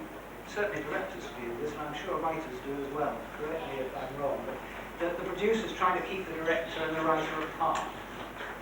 Do you ever have that feeling? I have, certainly, over the years. It takes a good script editor sometimes to let the director and writer speak to each other directly rather than doing it through him. So, yes, I mean, I felt I was doing something written by a man who was well known respect. And it was very exciting.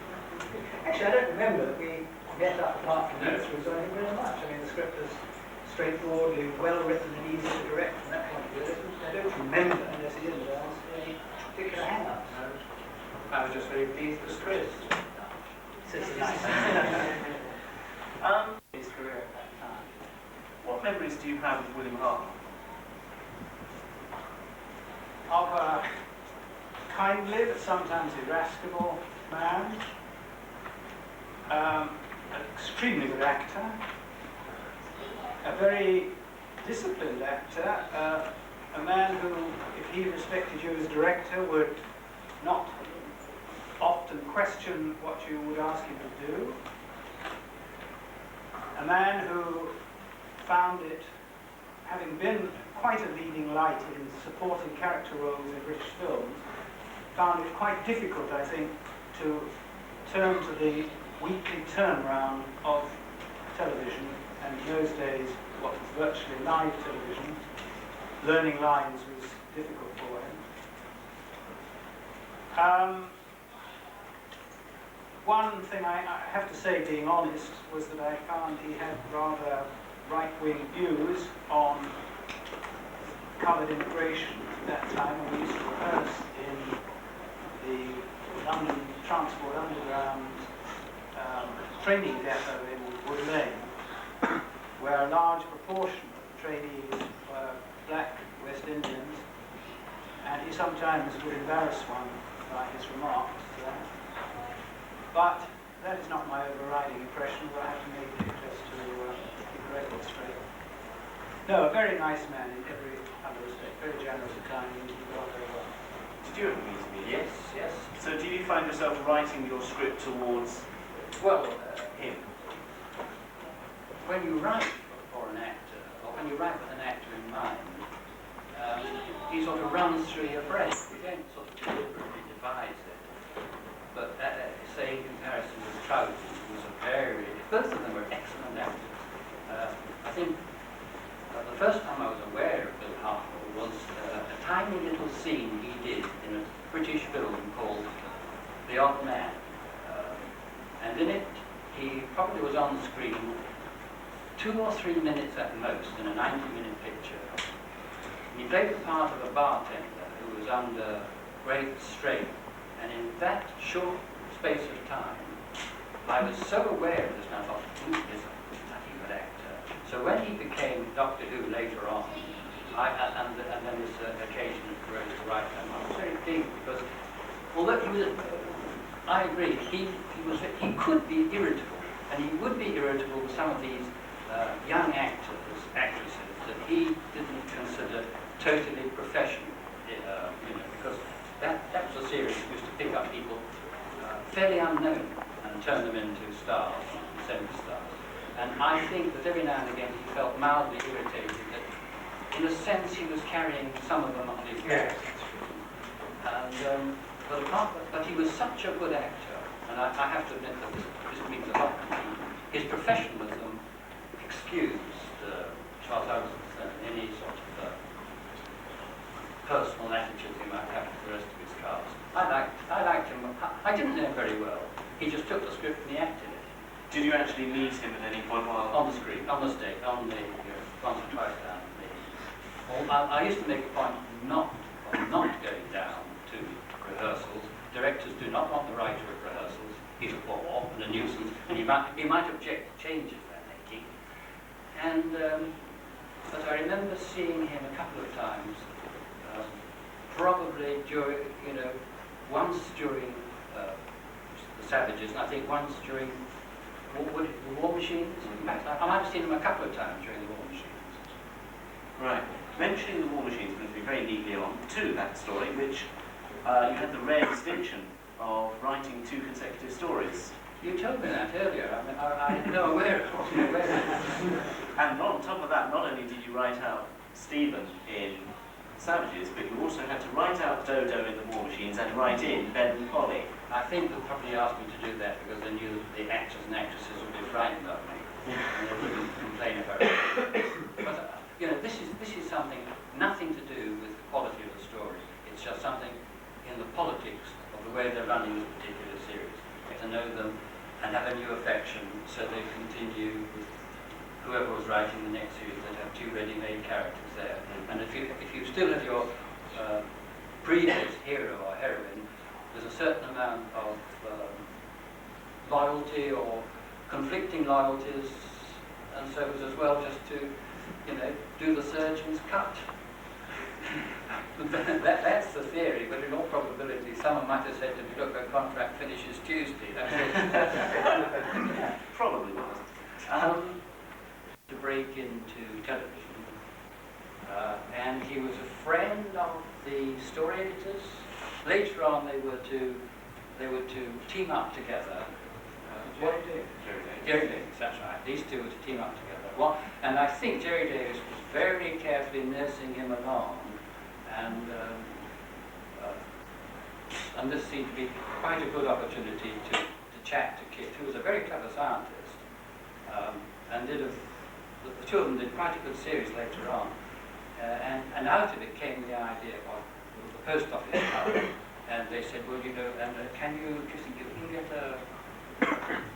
computers in it? I had no idea what computers were, but I read up a little and thought, well, it's not really a computer, this war machine, but if you say it is a computerized version, and you have enough sort of fantasy about it, no one's going to say this is a load of rubbish. So we did that. And they seemed to like it. It was happening. And Who was really being put to the test, so that when he comes to the bit, he's got to use his brain. And everybody there watching knows London and can say, no, he couldn't do that, or yes, he could do that. That's quite clever.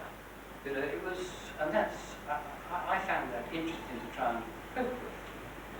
Right. Chris, moving back to you. After that, after you did the Savages, your next Doctor Who was Patrick Charlton's first story, which again teamed you up with the Daleks.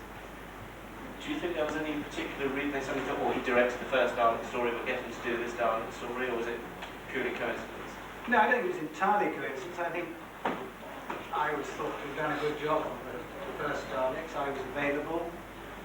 They knew I'd worked with Patrick Trout before, and they wanted somebody simpatico again for his first story, and I think things therefore fell into place along this line. I was very happy to do it because I had worked with him before, and we were personal friends, and it was a very happy relationship. Do you find Daleks difficult to direct? I mean, whereas in a human you can say you walk down there and you get through that door, Daleks is a little... Well, there are mechanical problems, yes. I think, the obvious thing in camera rehearsal is you're telling the camera, and that Dalek over there, which one? He says, well, the one on the right. Well, there are two on the right. Yes, well, number three. The point was they didn't have any distinguishing features unless they were a black one or something. So we did, in rehearsal, hang cards around their necks with numbers on, so that you could write on your camera script, a two-shot Doctor Who and Dalek 3, and the cameraman could then instantly frame up on that two-shot rather than having to have the conversation I just described was time-consuming.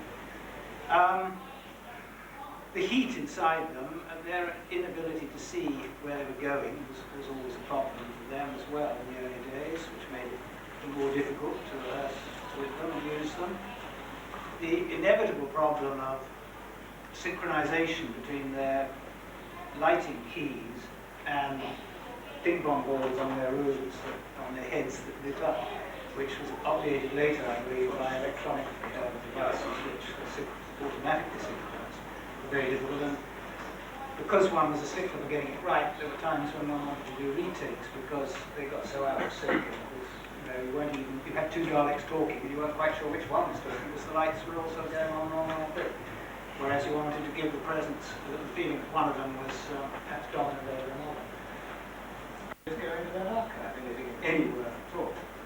And it's available for rental on video or whatever, and it's all over the world. I mean, the BBC, it's probably, as Ian said, it would certainly save money. And because the BBC was a corporation, not a profit-making company, BBC Enterprises used to sort of sell a few pens and ties and things, but they weren't interested in making big money. And had they hung out there, they would have been selling. As you know, there's been a certain success cult, in fact, in America, Doctor Who. eager for anything they can get. Just an awful lot of it isn't there to be got. Can I add to that? You know, I don't feel at all bitter, but from every now and again, I get from the United States royalties for Doctor Who and the War Machines. Now, sometimes it's a little, sometimes it's quite a lot, and I think to myself, I should be getting 3 times this amount. I should be getting it for the Savages and for the Macroterra. But no, you know, if I were completely destitute, then I suppose I would be bitter. You mentioned the Macroterra. That actually started life, the macro obviously, as we know, are big crab-like things, but it didn't start as crabs, did they? They started as insects. More or less. When was why was the change made? Was it your decision? No. The changes like that are made in the Department of Special Effects, I think. They say, well, we had a couple of insects lately, why didn't we have a crab or two? Yeah. Something like that. But they landed themselves in a lot of trouble, because I gather that in order to make the macros, they had to build this on top of a jeep. Is that right? Yeah. So they had this huge crab-like animal built on top of a jeep, which was stuck to my insect man. It would have been a long no problem. I had insects in Newton. That could be it. Which came first? The production company said to me, they said, we have now got Patrick Troughton playing the part of Doctor Who. Unfortunately, I thought Hartnell and Patrick Troughton, I said, I'll stick my neck out and say, I thought they were the 2 best actors who ever did Doctor Who. That was a personal thing. But they said Troughton is very different from Bill Hartnell. He's skittish, his qualities are comic, bizarre, unpredictable, totally different. So I thought, and they also said, we'd like to do something like, distinguish it like playing a pipe. Or, I don't know whether actually it lasted. But I thought, now what sort of an area can I have that's going to bring out these qualities? And it struck me that if you had this false Butlin type, of course, don't forget it was you know, holiday camps are quite different now, I understand. But these were the days when they did all this party, yes. And so I thought if you set it in there, then you'll give Troughton a chance to play against it and do all this mockery and skipping about and inconsequential stuff that's going to give him what he can do well. So I thought, well, I'll try that, and they liked that. I just loved it. Would you say it's like your favourite thing you've ever directed? Careful. Among them, I say. Yes. And then you came back a year later and you did the mutants with the insect people. That's right. That again was as different from the demons as Ian's savages and war machines, because you've gone away from modern day Earth and you're on an alien planet and everything. What do you think works best in Doctor Who? This idea of the aliens coming to Earth and seeing them in familiar places or going off to alien planets? I think it depends on the script, but as a basic rule, I've always found it exciting, as Ian was suggesting earlier about Post Office Town, to have an ordinary, everyday situation recognizable in your own community, invaded by some horrific force. I always remember the John Wyndham story called The Midwich Cuckoos, which was made into a film, which also took place in a stupid little English village. It really had the hair creeping on the back of their neck. The kids next door suddenly develop blonde hair and black eyes, and they're going to come and get you. I've always been interested in the everyday, the creepiness of the everyday situation. But that isn't to say that in any way I decry the foreign mechanic situation. Your next Doctor Who was quite a breakthrough for Doctor Who for a variety of terms. Firstly, he introduced Tom Baker as the Doctor in Robot, but also it was the first Doctor Who that said, forget film cameras, we'll take outside broadcast cameras out to do all the location work, which was quite a new thing at the BBC generally. Was that tricky? Was that very difficult to adapt? No. It meant that one had two cameras to shoot with instead of one as far as the exteriors were concerned, because filming units were normally one camera. On the Demons, because of one particular sequence, which was tricky and there was an awful lot of dialogue involved in it, I had stuck my neck out and taken out 3 film cameras, crystal linked together, and used them as I would use studio video cameras. The normal rules have one camera. So here I was on a location, quite a lot of location material, with 2 cameras, which I could either use in conjunction to shoot static dialogue scenes, or I could leapfrog one ahead of the other so that we could set up a scene in one place with one camera, send the other one to the other place. As soon as we've finished one scene, we dash over to the other camera and get on with that, which meant you could get more work done at a time, which wasn't still camera. It was an in-house joke, really. I think we decided to have this transmogrification of the Doctor into as many guises as possible. The recognisable faces of the Doctors who had immediately gone before since the series started, but then we wanted to put a whole lot more in of people who, faces that he might have been at one time or other in the millennia that he had existed. And then somebody said, well, how many do you want to have? Say 8, and that's going to be so many pounds for 8 actors to come and do it. And then it grew in the office. I don't think I was actually the villain of the piece, but I certainly got swept up in it. That we should try and get people around the office who worked on Doctor Who to do it. So we got people like me and Douglas Camfield's there, and I can't remember the name of him. Bob Holmes is certainly there, and there are a whole lot. Anyway, all the faces there are people who have worked or were working on Doctor Who around the building at the time, and we built the sequence up in that way, just with these fleeting glimpses. What were they? Were they potential Doctor Who's of the future? Of the past. He was going back in his personality. It was a sort of intellectual slanging match where the Doctor and this hideous creature, the brain of Morbius, were gripping a metal framework, and there was a sort of area of ectoplasm up above into which pictures appeared what they were thinking, and they were trying to Telmanism each other down, sort of thing, their thoughts, and all these images kept coming up. They went back and forwards for a start, and then Doctor Who got the better of the monster. Berkeley got the better of him, so all his images were appearing rather than the monster. Rather like playing a game of cards, you know, and your face happened to be one of the trump cards. That's right. And we apparently got into a bit of trouble with equity or other, and the actors hadn't been hired for it, which is perfectly reasonable. I think a donation was made to the charity or something. Anyway, it was a nice even joke from Albany.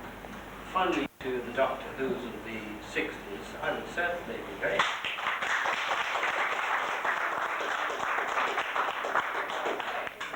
Something popular. What exactly do you mean by, if you could get back to Doctor Who in the 60s, what is your ideal then of Doctor Who? Well, I think I've suggested part of that. I think that I did some work in Australia.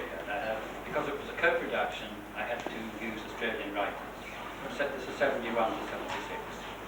And the first time I was out there, I didn't know any Australian writers. One of them who talked very well, and I thought he had potential. He showed me something he'd been doing, a film he'd done. And in it, people were talking together, and suddenly they jump in their car, and they race to someplace in Sydney, and another car was racing after them. So the finish, I said, why did they knew where they were going. Why did they have to do this car chase? I thought that's good. Yes, it's not so great. No. But so, if we could get it back to the 60s, put my name down. Right. Has anyone got a question? Right, Jeremy. What a surprise. You don't count. I've got to ask this to both guests in relation to what both of you were saying just a few moments ago. Because, Ian, you've been both lauded and accused of writing one of the most frightening Doctor Who's of all time in Macro Terror. And Christopher, you're supposed to have directed one of the most frightening black magic stories of Doctor Who. Is there a technique in television, in writing, to chill, to frighten, to actually put people on the edge of their seat? Is there a technique for directing to achieve that effect? Technique, I think, is the wrong word.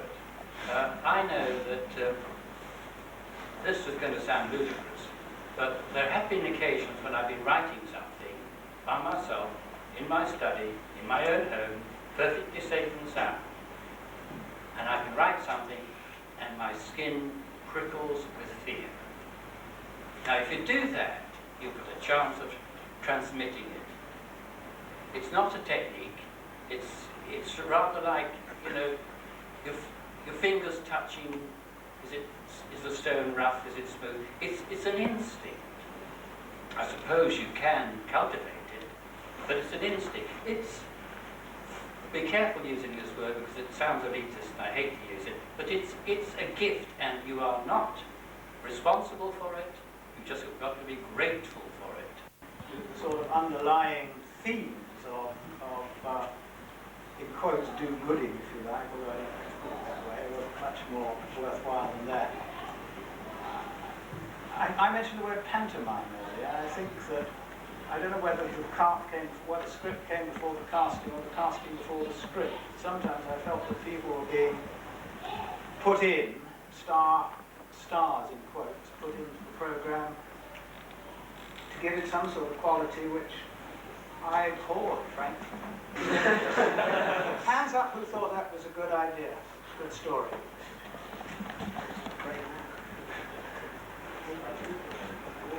You have to. 4.5 in this room. Okay, congratulations on finding something worthwhile in it. I just thought I couldn't bear it. I didn't stay with it long enough. Perhaps if I'd stayed, I'd made it 5.5. But it just seemed to parody itself completely.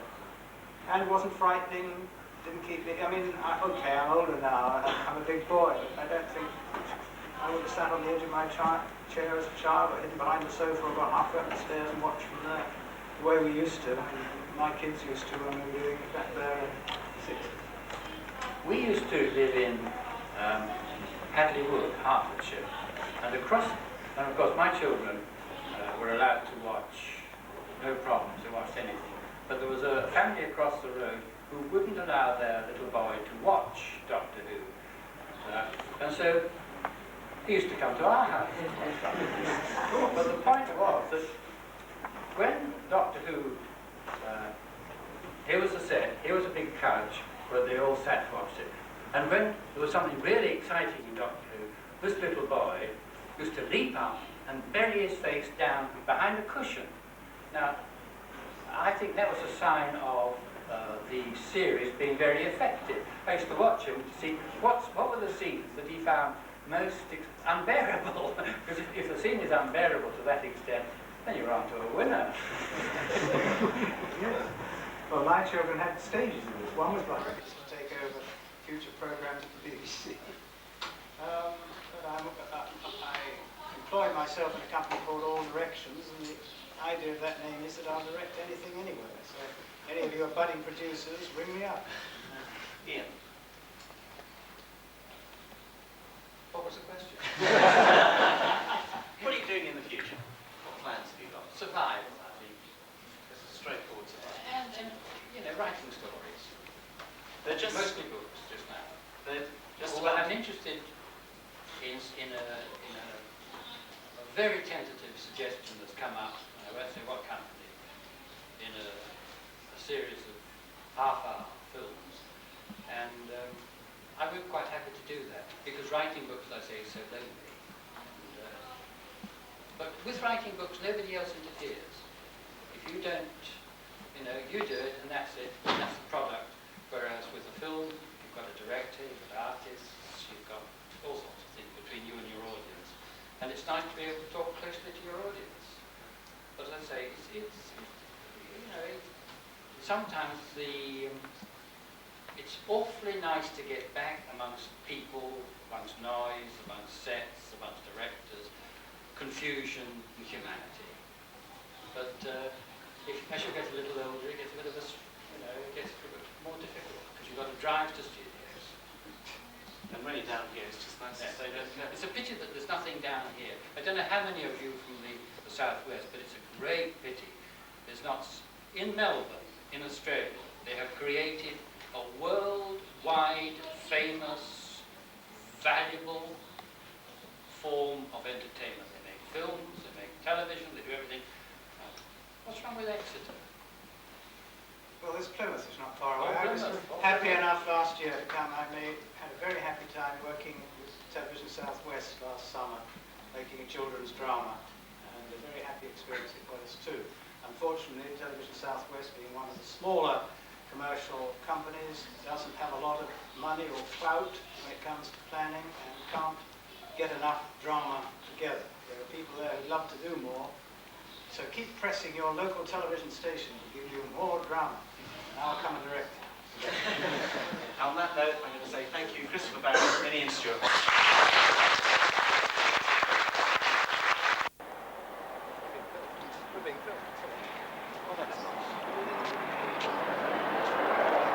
Oh, good entrance, good entrance. Get out of the way. I've got a zoom lens on my camera. Dear. Can you see right in the sun? No. But Wrong way stand round. this side. You should be there, and I should be there. We're not allowed to. We're not allowed to.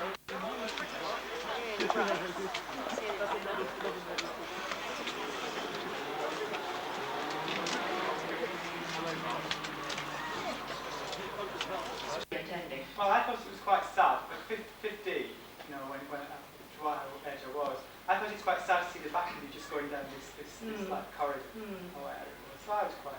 You thought it was good, did you? Oh, it was brilliant because I Did thought it started about 4 stories earlier when you were Yes. back to the Time Lords and Yes. from that point that there was going to be some kind of a problem, and the fact that it was so sudden in the end was, I think, quite brilliant. Oh, that's good. You see, I mean, when you're in it, you're so close to everything, you're so involved, and you all you do is think of all the other possibilities. Of course, as an audience, you watch what is put in front of you. So you're in a better position in a way to make a reasonable. But anyway, no one else put their hands up, so clearly there are people who didn't think it was all that brilliant. Sequence, I mean, was that your last scene? I think it might have been. I think they might for once have saved that as the last. I know it was awfully tear-jerking. It's horrible. I watch other things now, it's when somebody is being written out of some soap, and I think, oh God, there they're going, and it's all awful, and they won't see each other anymore. It was terrible. I mean, I hated doing that last bit. Do you find it difficult acting in a story that really consists of CSO and sheets and everything else? I quite like all that. Sure, Tom loves working with CSO and sheets, not real people. Actually, I enjoyed it. I mean, I liked all the technical side of things. I love talking to the specialists, the effects people and the sound people and the cameramen. They're always terribly interesting to talk to. They're often much more interesting to talk to than other actors. Because they asked Tom 20 million times and he said no 19 million times. They thought, oh, we'll ask Tom. Because they knew he wouldn't go on them if I was there.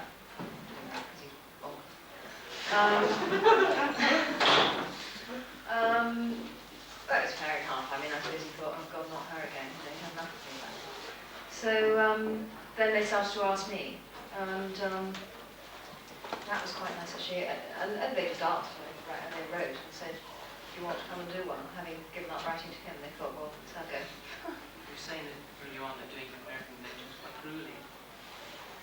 They're quite exhausting because they're very big and an awful lot of people. You start sort of at dawn, and then by lunchtime, when what you really want to do is go and put your feet up and eat something on your own and sort of have a bit of a rest before the next onslaught. What they tend to do on those is have what they call celebrity lunches or something. And they have this huge room with sort of round tables, and at each table are about 10 people who are fans who paid some god-awful fee to come and sit next to you at lunch, don't they? And they have each one of us at each table, like there's Peter Davison at one table and me at another, and so however many people, 6 or 7 of the Doctor Who people say. And you sit down at the table and you think, oh thank God, I have something to eat. And the cameras start clicking, and you think, oh no, I can't. Spinach sticking out of your teeth, So you're sitting there going,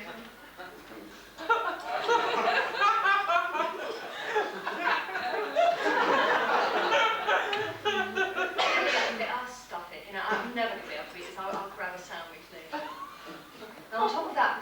suddenly so close to you. And the convention, it's not like this, you know, where everybody's friendly and I chat to you walking around this place and it's all easy and we all, you know, you get to know people a bit and you sort of can say, hello again, I'm glad you've come back, you know, or whatever. There, it's just so massive that you don't have that sort of relationship. Suddenly, 9 of these people find themselves sitting around a table with this mega being, they think, and they think, and they sit there, and so they hide behind their cameras as you're going, and they don't dare speak to you, so you find yourself saying, it's really nice of you to come to this convention. Where do you come from? You say sort of generally, and there's a deadly silence. So you can't do that. So you say, where do you come from? And they say, I come from Atlanta, Georgia. Oh, wonderful. I've never been there. Is it not? So you find yourself interviewing them. It's an absolute nightmare. And you sort of think, and where do you come from? I come from Berlin. And this goes on, and by the end of it, you're absolutely shattered. You know. Then I worked out a brilliant wheeze, you see, of these things, because I thought, and I sit down at this table and I'd say, now look, and you make a totally conspiratorial. I'd say, oh, this is a very big room, and there's Peter Davison over at that table, and Colin Baker over there. Now, our table has got to be the one that's having the good time, okay? Because we've got a lot of noise at this table and excitement. I want them to be terribly jealous, and I want everyone at the other table to say, why are they having such a good time? So while they're all sitting there all quiet and they're not eating their lunches, we must tell jokes, and even if there's nothing funny at all, we must laugh and just sort of, just talk a lot, you know, get very, very noisy, and go on and on and on, and they joined in with that, so it was a sort of game. And it literally happened, you'd hear Peter at the other side saying, what's going on at that table? Why are they having such a good time? It was wonderful, and it would buck up the whole room, but God, it's an effort, you know, at the end of it, you sort of think, oh, please God, let me go and sit down. And you can't. You then have to go into another panel and do another thing, and that goes on sort of for 3 days solid. By the end of it, you're a kind of dribbling wreck. You can't even spell your own name when it comes to the autograph. So. And you sort of think, well, this is all absolutely wonderful, but I think I might be going to die any minute. They are exhausting.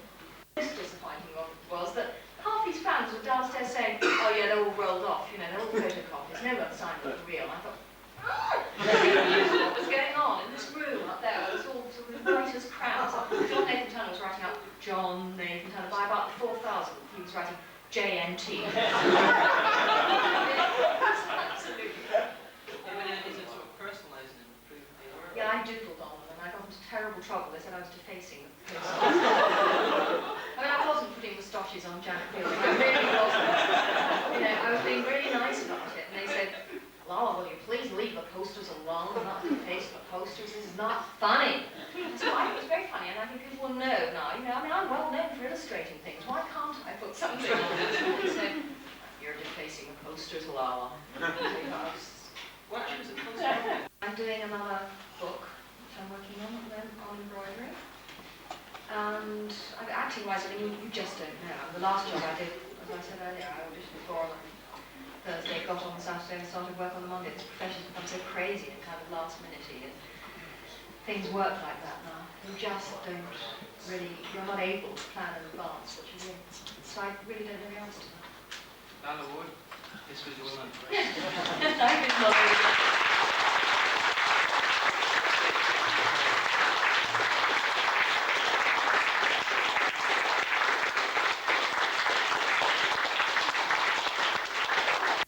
Over West, that's over there. Why we're staying there, bloody cheek! No, but it might wake up thinking. No, nothing will wake up thinking. Oh, that's fine.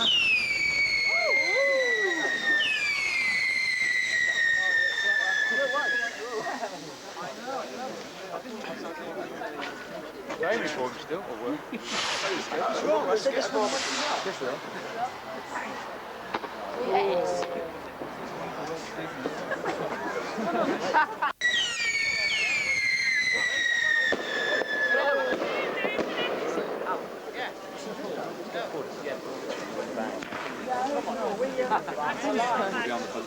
You've got a light mode on there. I've got a...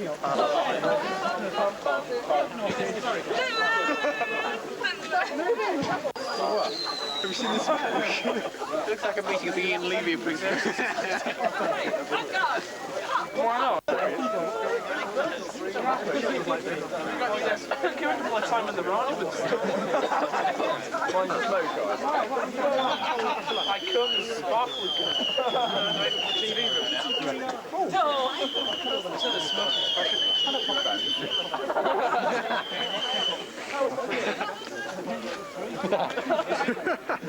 have you had big boots?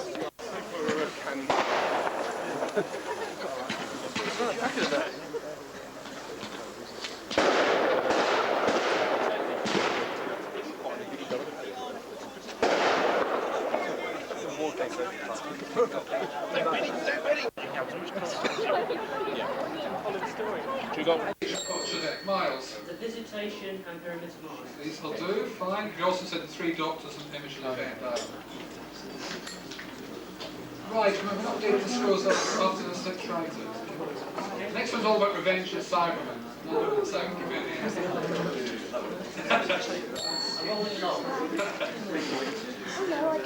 How long did Harry say the corpses had been dead? Miles. No. Big exaggeration, I think. No, you're still exaggerating. 2 days is actually the closest answer. I'm not going to give it to you. 2 to 3 weeks.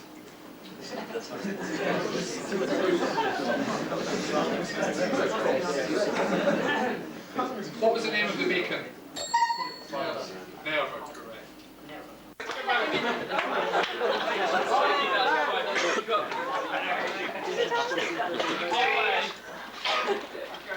You have to join the quiz, have you?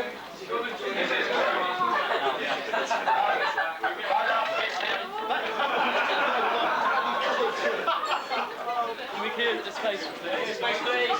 Just getting through. Space, please. We'll shake hands with one of them. Get out of the way. Shake it, please. It's been a long time.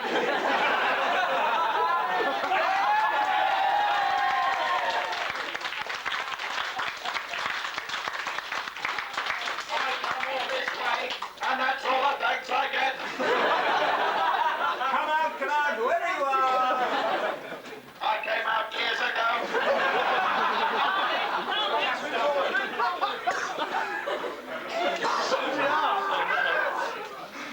I see you've taken the plunge.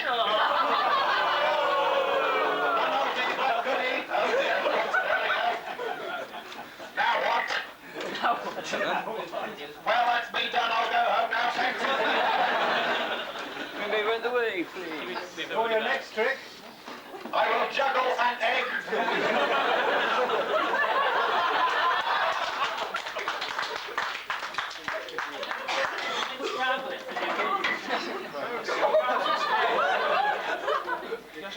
follow me. Follow me. Other way.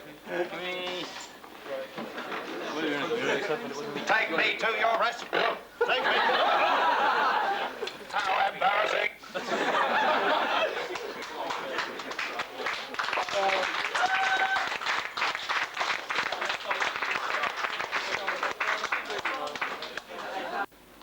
Yes, Gary, tell me. Massacre is correct. Now I'm going to look at Frontiers. More up to date. Who played the character of First Officer Brazen? Peter Gilmore is correct. What was the only item left after TARDIS was taken by the Tractators? The hat stand. Why did Turlough have bad memories of the Tractators? They take memories of planets.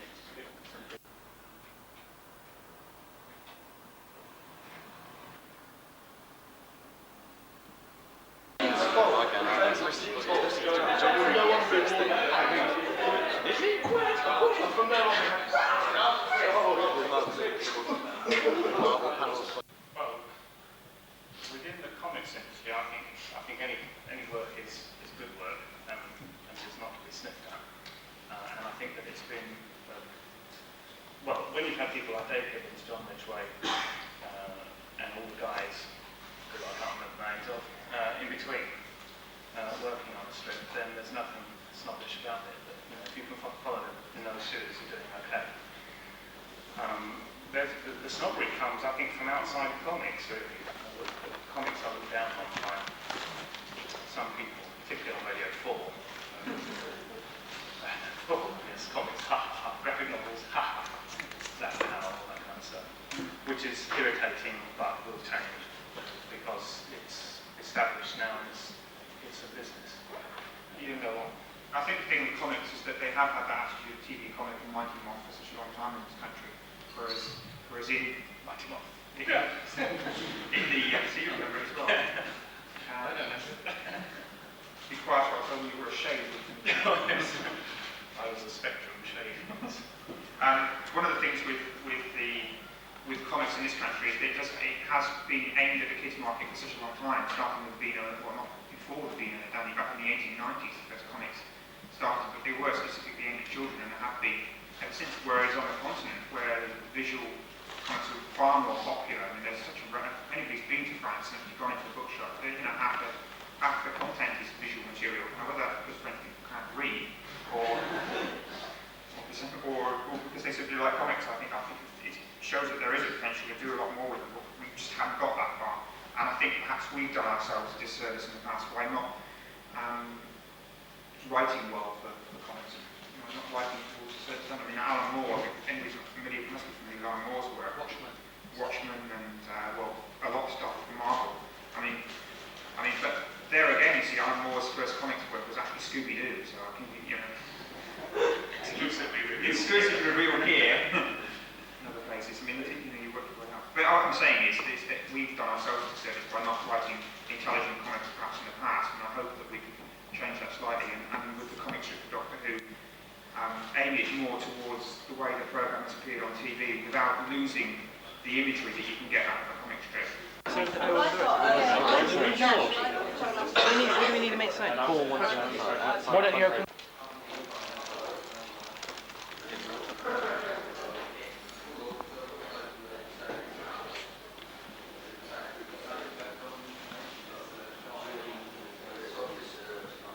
To open cell registration desk at 10p each.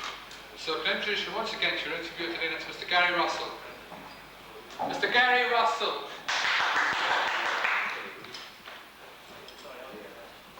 Sorry, Gordon. Sorry, Gordon Roxburgh. Sorry, Gordon. Right. I'm going to sit at this end this time. Move the dirty glass. Right. Following on from yesterday's panel, will you please give another warm welcome to Ian Stewart Black and Christopher Barrow.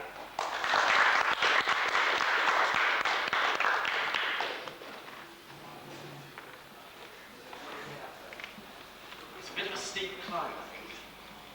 You need Sherpa Tenzing to give you a hand.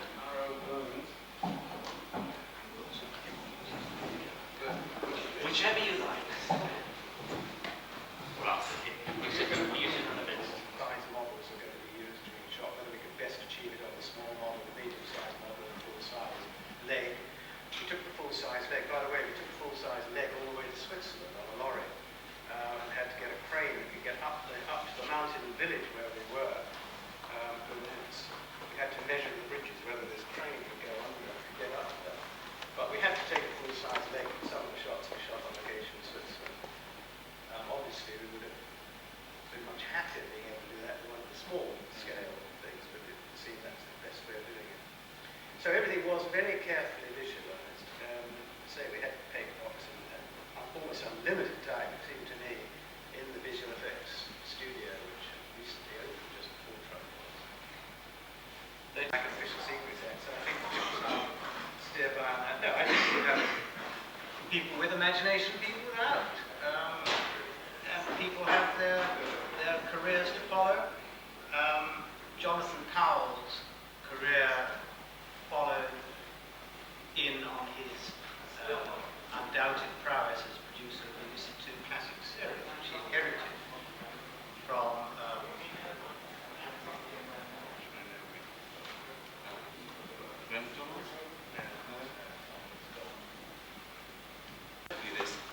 What effect do you think, if any great effect, Doctor Who has had on your life and your career? Christopher first.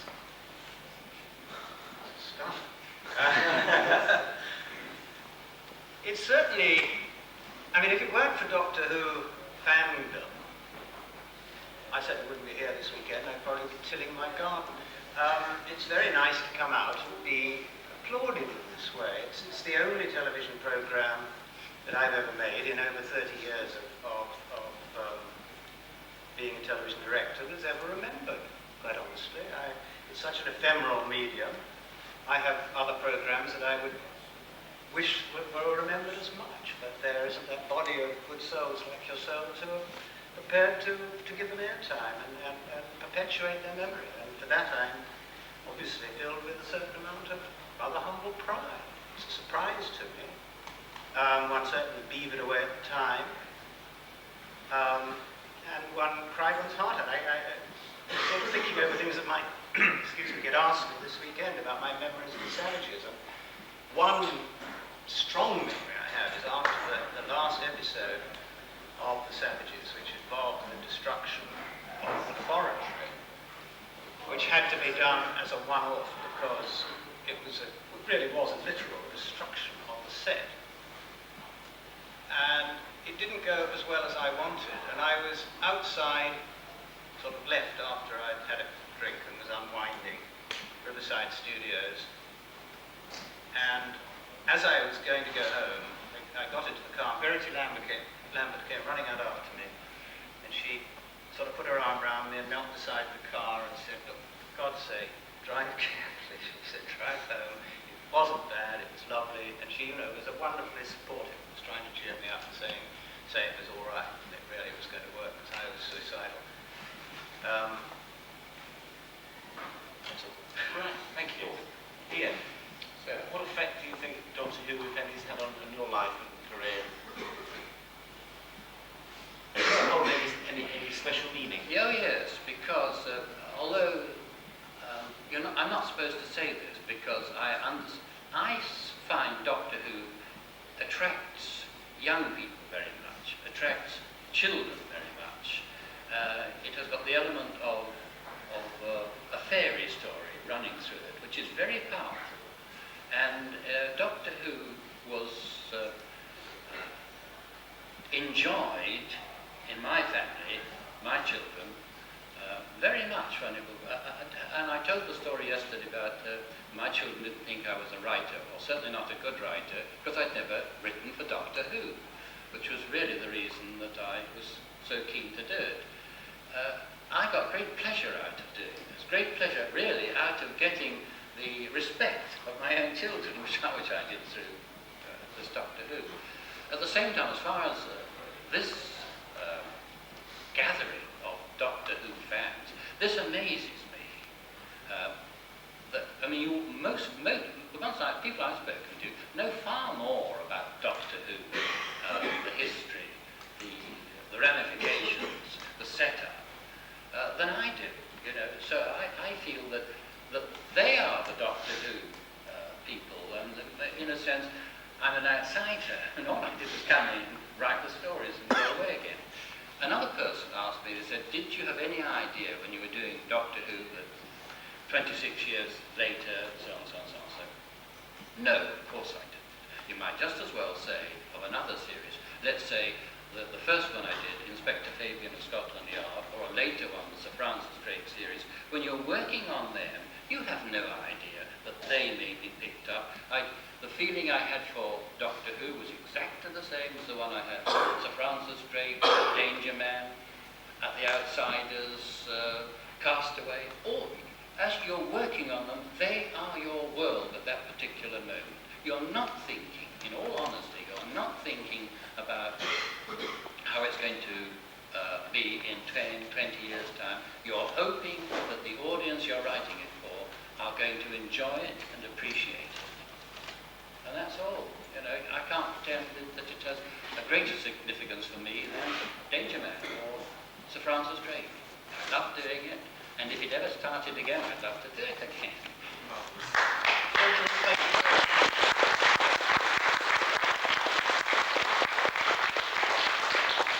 Before we go any further, Gordon, pop down here. Okay, I'll pop over. You pop down. Gordon is going to do a little bit of auctioning for us. Explain what it's all about. I'm 20 pound in the middle for the war machines. 25 over here. 25. We get 40 for the first one, not 40 for the second. I get 25 at the moment. 27. 27? You say? Yeah. 27. 27. Who round up to 30? 27 at the moment in the middle. 27 pounds for the war machines. 30. 30 chap in the yellow. 30. 30 pound at the moment. 30 pound. 35. 35 in the middle. 35 in the middle. Can you do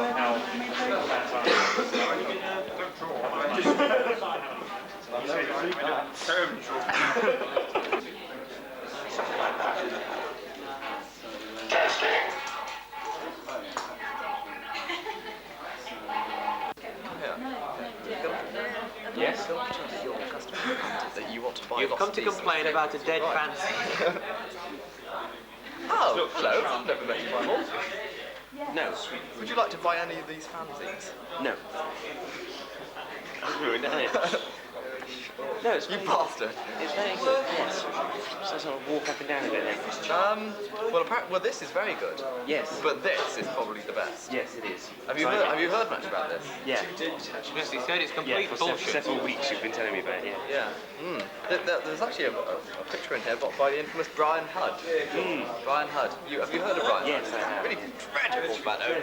Dreadful fellow who works for Scaro. Oh my God!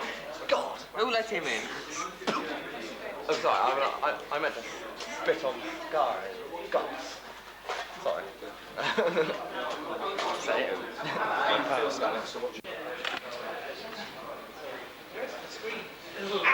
Get in.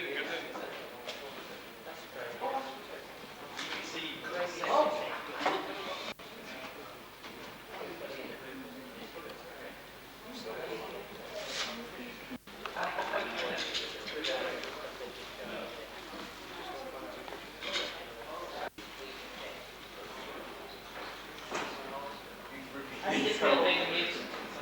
What? How does it feel being a mutant? Tell me. You tell me. Is there a new battery in this? Yeah.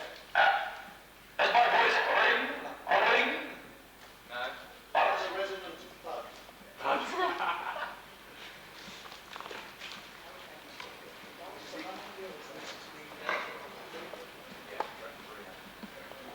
Will you bring it closer to my bill so my water can observe it?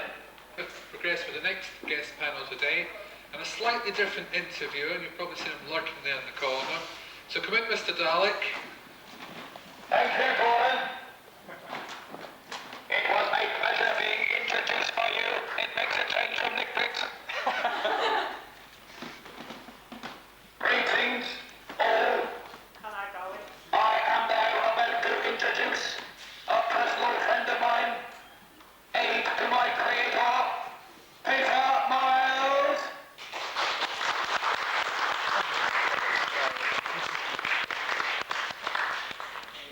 I miss you, Deborah. How do I get in, folks? She's on the way. These are steps. There is more that I can do. Which one? And do they work? Do these work? Oh, yes. This one is for Michael. This is Michael. Before this repellent creature on my left dares to speak to me, I welcome all most cordially. And if there's got reverberation or echo on this, I'll get rid of it because I can project very clearly. In fact, I prefer using hall projection as a theatre actor more than I do using mics. Never mind. Publicly, apart from the warm welcome between you and I'm starting with an enormous thank you of deep appreciation to David Trigger and his friends for inviting me. There are 27 years of Doctor Who, and Davros and I should have been here today, and the Davros is too busy earning money, which I'm not at the moment. Swine. And I appreciate it enormously. It might It's not supposed to sound bland. Those who know me well say, oh, it's him again, but I do appreciate it enormously that I'm even invited, because there's so many smashing artists in the 25 years of Doctor Who. I was looking through a book in London this week of people who've been in it that I'm not associated with. My God, what a list of people. They're not all working, I can assure you, because I ring up people regularly on the grapevine as to who's working tonight. And you'd be surprised who's sitting at home tonight, last night. So I'm very delighted to be here, quite honestly. I want to get that one clear for a start, if necessary. Are you still breathing in there? I am still breathing. Just about. Right. I think the microphone will be okay on the table. Yeah, well, I've got my cordial greeting over with and my thank yous to David. I'll probably say it again. There'll be a plug later on for a rather stunning audio-visual coming out in 1991, produced by Gary Russell. I'm sorry, Michael Brackett Stavros, who lives a mile or two from me, as indeed does Liz Sladen, Brian Miller, John Leeson. Michael sends you his best wishes, and is sorry he's not with me today, as indeed I am, because I do look on us as a double act, since it is Genesis which is bubbling to the surface all the time, whether it's on satellite or in your video stores in 1991, which is what's going to happen, I'm told. More money? Yes. Yes, but who wants a book of stamps, you know, marked BBC on the back? Point taken. Although, as my friends here know, I've done twice as many with Pertwee as I did with Mr. Tom Baker. But Genesis is the massive success one, as some of you might know. Anyway, I've said enough, haven't I?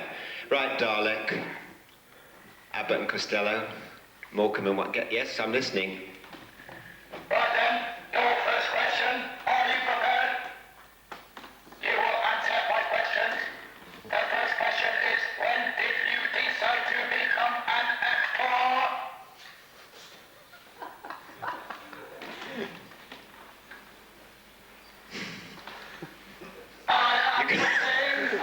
I'm just intrigued as to what incestuous relationship there is between Davros and this Dalek, because very similar.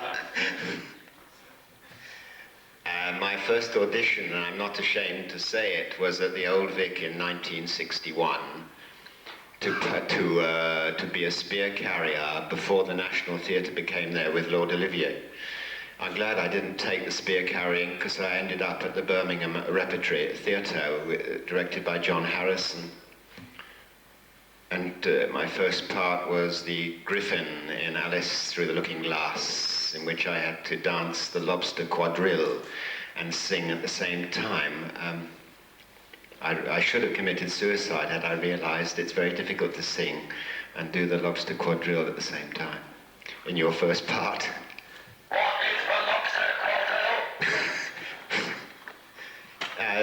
Everybody sitting here knows Lewis Carroll intimately. Alice Through the You won't get me on that. I'm not going into Lewis Carroll today, although I do like it. And said, "Look at this." So I looked round. He'd got his right hand and pierced his hand into the bayonet. This is a true story. And said, "My hand is stuck."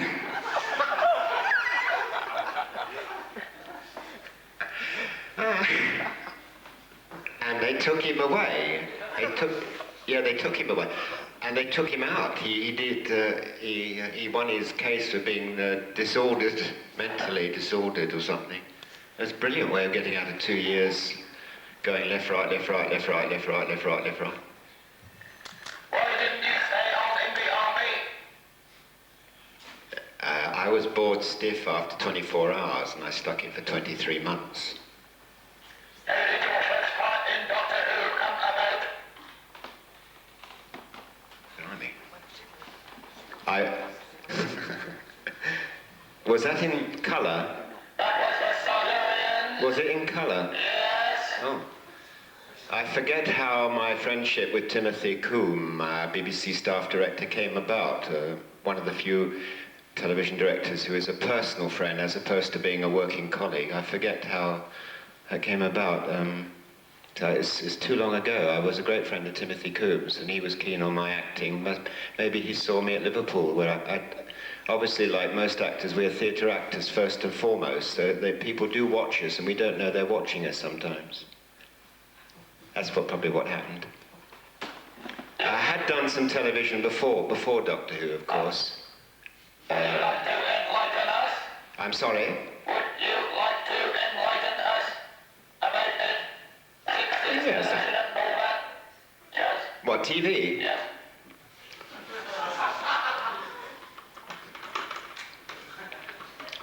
Yes, I enjoyed things like Sherlock Holmes, but that was not with Douglas Wilmer, that was with Peter Cushing and Nigel Stock, with whom I also did The Doctors and Owen MD later on, when Nigel became a television name as a doctor. But in those days he was Dr. Watts, and Cushing was Holmes, and working himself to death almost, working on that. And a wonderful actor called Nigel Green, who is 6'2" and a world heavyweight boxer type, literally, professionally trained boxer, was in it with me once, because I did, like people who know me, I seem to do several episodes of whatever series you name. I don't know how I got round to doing several episodes. I kept flitting into several episodes of things. Nigel Green said to me on Horsington Hill, which is behind Hoover's off the A40, on location, I'm going to knock you out with an uppercut. We're going to do it in one take, and I'm going to knock you out. I shall miss your chin by 1/4 of an inch. Trust me, I was professionally trained. You think I'm going to say that I was knocked out, but it was done in one take. Nigel Green did the uppercut, all 6'2" of him, and missed my chin by 1/4 of an inch brilliantly, and it looks as though, because it looks very good on take. On another episode of Doctor Who, when I was Sherlock, I was a defrocked alcoholic clergyman roaming in a barn where I was in hiding, and the hero arranged a secret wedding in the barn with his girlfriend, which I was going to participate in, until another hero turned up in the barn to stop the wedding and pointed a Dick Turpin type gun at me, a genuine pistol thing, you know, the great big heavy thing of what year is Sherlock Holmes? 1888? Is it? Possibly. And my line was, put that gun away, you dirty double-crossing swine, Carruthers. That's the true story. I had to say that with a straight face. I remember trying to shove a rapier in the stomach of Ian Cuthbertson in The Borderers when he was lying prostrate asleep on a couch. And at that time, Ian Cuthbertson was several stone heavier than he is now. And Ian's a mate of mine, so he doesn't mind me saying that 15 years ago he looked like a beached whale when he's lying down. It was like that, and I had to stick a rapier this way. And as I stuck the rapier in his stomach, I was shot in the back by a blunderbuss, which they had to fire. I enjoyed that. Later on, I did the Caine Mutiny with Ian Cuthbertson on a big tour in this country. You're a devil. Yes, I'm terrified of that scene for any poor unfortunates that have seen Silurians. Because I do associate it more with Bette Davis doing overacting, or Paul Darrow after a couple of ciders. I don't know. I was half an hour in makeup having my face diseased before my death because it's tricky putting that stuff on your face which has to dry on like a double skin and then paint over it meticulously. And then because it took half an hour, the director said, I've only got 3 minutes for this damn scene. We're running overtime in the studio. So the onus was on me to act it. So I was a bit terrified in those days. I was pent up a bit. But I mean, if you hated that scene where I tried to strangle Nick Courtney, you're welcome, because I think it was a bit outrageous, actually. I don't like watching that scene. It's a bit over the top. I thought it was very exuberant. I noticed it was exuberant in your opinion, because your hat nearly came off then. What was Pertwee like to work with? The Doctor? Well, I'll ask him. I'm going, he's in Panto up the road from where I live this December. I'll go and see him in December. And I heard from him a few weeks ago before he went to New Zealand. Months or whatever it was then. Weeks, I think. Yeah, Pertwee's an actor that is like Brian Miller and Michael Wishart to me. We are friends as well as colleagues. You know, every time I meet him, it's a very cordial thing between us. Yeah.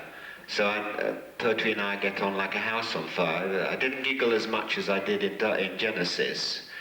What went on around the pillars in that scene where our death in the climax to Genesis with Dennis Chinnery and I was nobody's business, hanging around behind a pillar.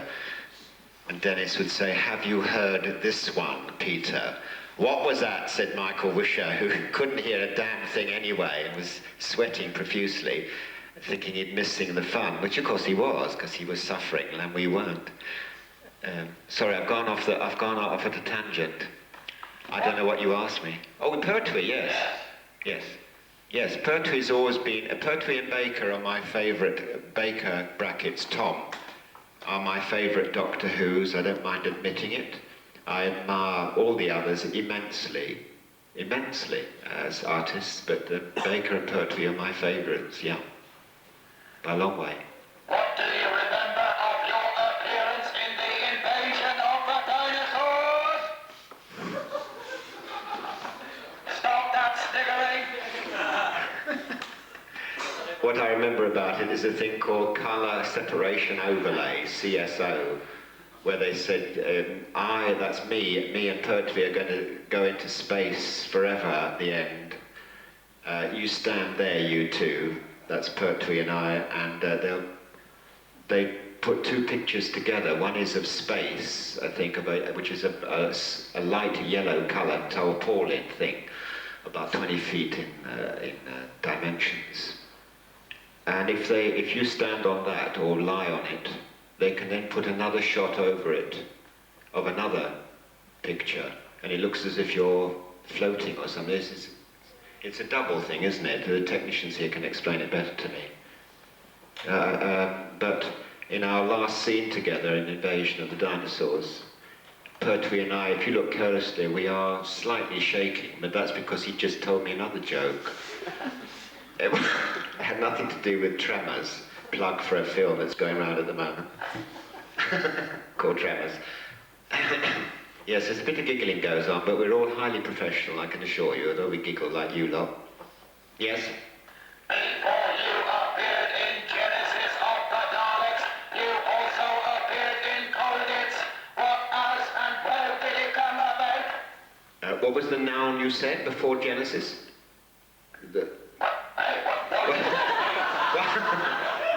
I was in something before Genesis, what was that? Colditz? Yes. Colditz, well, those who saw Colditz, I was a major in the SS, or was I an Oberleutnant, I forget, or a Lieutenant. I forget my rank now, I think it... there were two of us came from Himmler's office in Berlin to visit Colditz to tell Bernard Hepton if he would accept political prisoners in Colditz. And he said, get lost to the SS, that's what he said. How unpleasant. Yes, quite. And after rehearsing it for the usual 2 weeks with Vic Ritellis in an English accent, like your own personal accent, the office in America rang up on the day of final run-through and said, this is, how about, I forget if he said do it in a German accent. Yes, I think he said, could we all do it in a slight German accent? I forget, it's too long ago now, which worried a lot of people, including me really. I had to be a German in Moonbase 3, but God knows what it came out as. If anybody's old enough here to have seen Moonbase 3, I forget. I had to be a German scientist on the moon in that. My German's better now.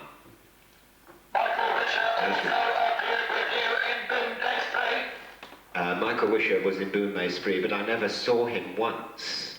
It was in Ealing Studios that the moon surface was built, and I never met him. I was with Tom Kopinski and Donald Houston and John, a very tall guy, a very strong actor. He's about 6'4". John, a powerful actor in his late 40s or early 50s. Sorry about that, John. I'll tell you in a minute. What? Who? Hitler? Yes. Yeah, afraid so, yes. I don't know, I think Hitler should be fatter in the face than I am. I've got a high cheekbone like Cushing, whereas Hitler to me is a square blob, right down, the whole way is a square blob, a crossword puzzle. Well, it's no good saying I played Hitler, because it's on the cutting room floor at Twickenham Studios. It's never been shown. The Eagle has landed. So when the video comes, oh, it is out, yeah. You won't see me in it anyway. I played Hitler at the Edinburgh Festival, at the Edinburgh Fringe. I was kidnapped before World War II by Freud, and he brought me to Hampstead to try and stop World War II. And Adolf Hitler was kidnapped, that was me, and he hypnotized me on a stretcher to try and get me back to childhood to stop World War II. And he failed miserably, as you probably know. Yes? Have we any questions from the audience? Was I on the Murder of the Orient, did you say? Sorry. Sorry? How did your appearance in Genesis of the Daleks come about? Ah, well, by 1975, I'd been in and out of television a lot. So obviously directors start to notice certain people that keep appearing on the box at home. So that's sort of in a way easier. Maloney already must have known me quite well, because I moved over to ITV as well in various things. In Yorkshire Television, ATV. I get Elstree, I get mixed up now. All the companies have changed. London Weekend Television I did. I've been in more police things than as much as sci-fi too. Eternal, Cops and Robbers things, all those Z cars and Softly Softlys and Sweeneys and things. Although I enjoyed those immensely. Immensely. What did you play in the Sweeney?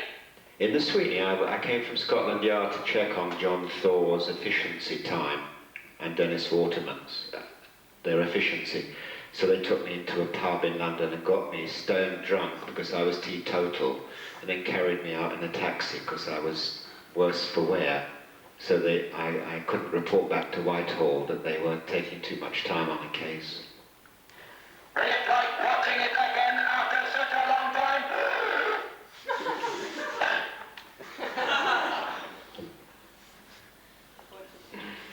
Oh dear, that's what was it like? Yes. Well, it's not for me to say, is it?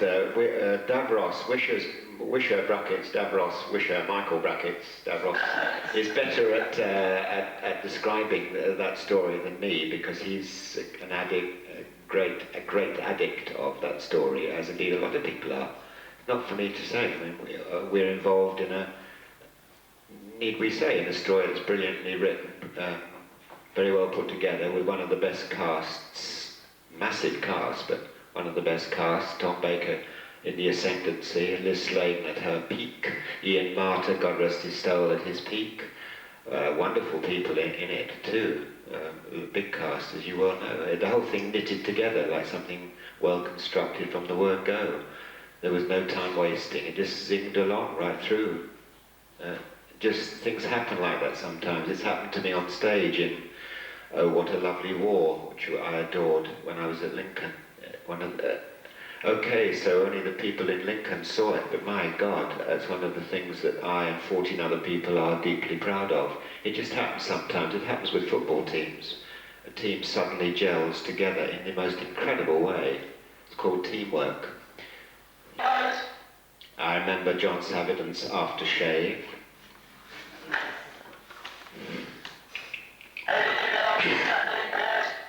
No, I say it's very naughty of me, but I mean, he approached John Savidan in the trial for Travis.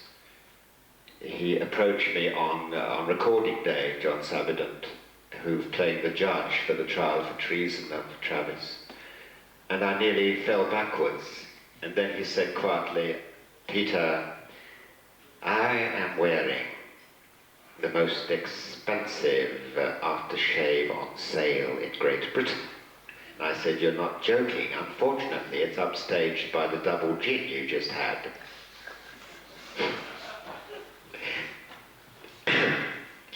What was I talking about? Oh yes, that was a fine kettle of fish, Blake 7, yes. Because I was a friend of, I was already great friends with Paul Darrow and Gareth Thomas, quite literally.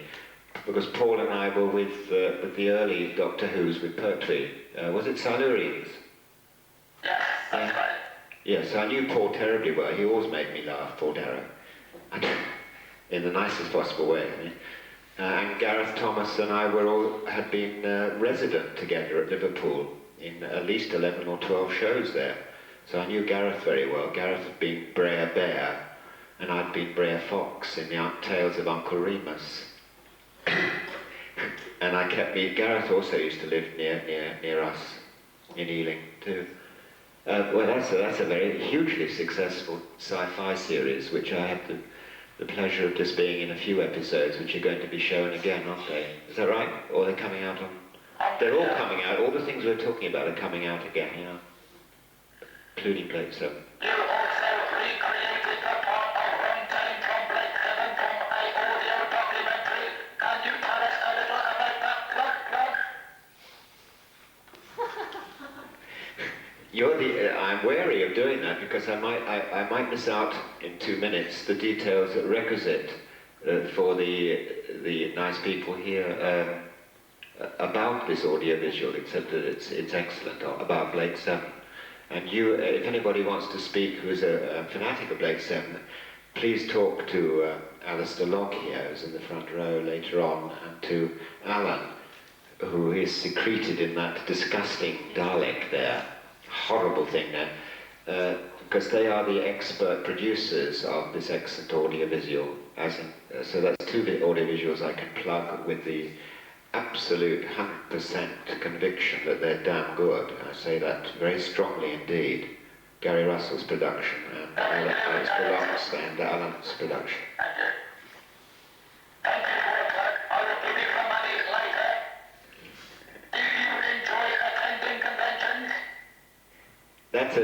You asked very good questions, Alan. Do I? Yeah. Thank you. Very good question.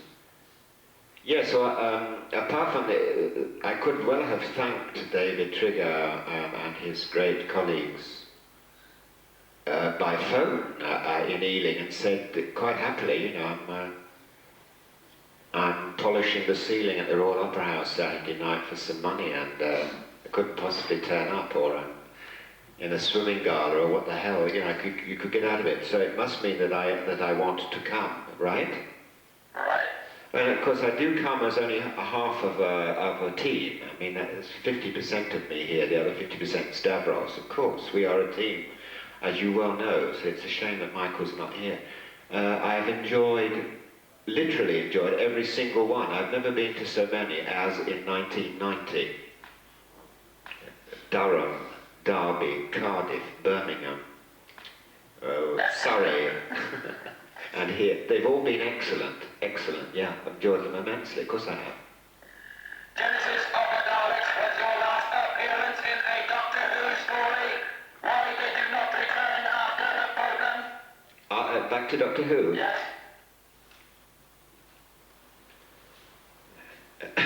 Because an artist has no say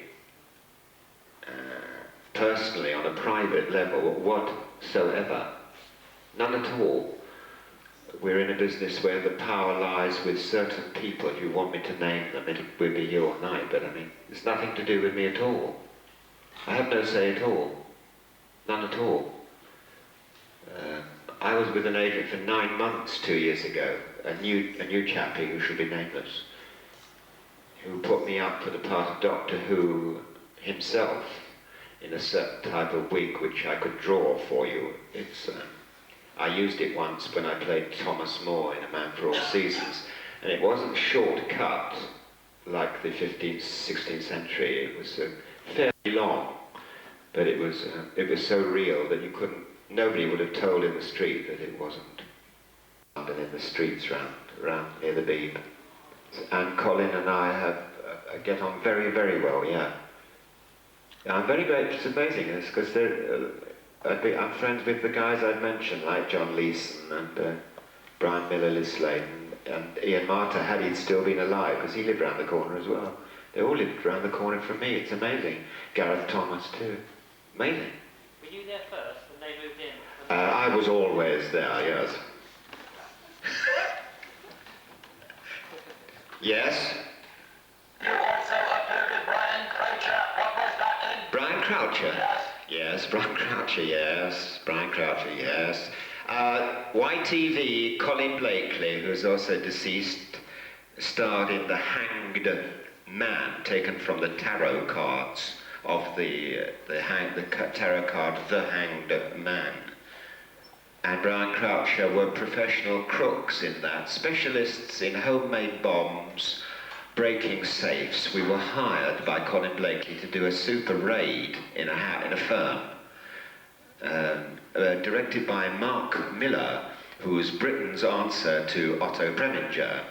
Mark Miller stands in the centre of the drill hall rehearsal room with a cheroot in one hand, a la Clint Eastwood, and his other hand raised, getting ready to do this, because 55 feet away, somebody whispered in a corner during rehearsals, and all he had to do was, and they didn't whisper. He was a disciplinarian like Otto Preminger, who during the filming of St. Joan, the film, after several days of setting up the biggest set of the burning to death of St. Joan, near to take one with several thousand extras, somebody coughed and he screamed. Otto Preminger screamed, as you probably know, who coughed? And his assistant came running up to him and said, 3 of the horses. To which he screamed, sack the horses. I don't know why I told that, that just came into my brain, I'm sorry. Gary Russell and, yes, and Co. What was Bergerac like to do? Absolutely delightful. John Nettles is absolutely superb. He and John Thor, I vote, as the 2 most professional male actors carrying the responsibility of a show on your shoulders that I've ever come across, John Thor and John Nettles. They work 24 hours a day on the series, and whenever you meet them, if your scene is at 6 o'clock at night, they are as affable, on the ball, cool, with it, as they were at 8 a.m. They are absolutely superb, those 2 gentlemen. I have terrific admiration for both of them. John Thor and I also did Around the World in 80 Days on stage and had a ball. I wasn't, if you know Around the World in 80 Days, one of my favourite shows. John was Passepartout, and a superb actor called Clive Elliott was the leading Phileas Fogg. And I was the nutty detective that chased them round the world. I enjoyed that. I forgot what you asked me now. Terrible. Oh, Bergerac, yes, I'm sorry. Yes. Yes, that was sunbathing time in the south of France. Lucky me that it wasn't on Jersey. It was in the south of France in summertime, and every other day off. So I had to go and enjoy myself. I was forced to go away and enjoy myself. It was one of the best hotels in France. It was the best food, best everything. Best.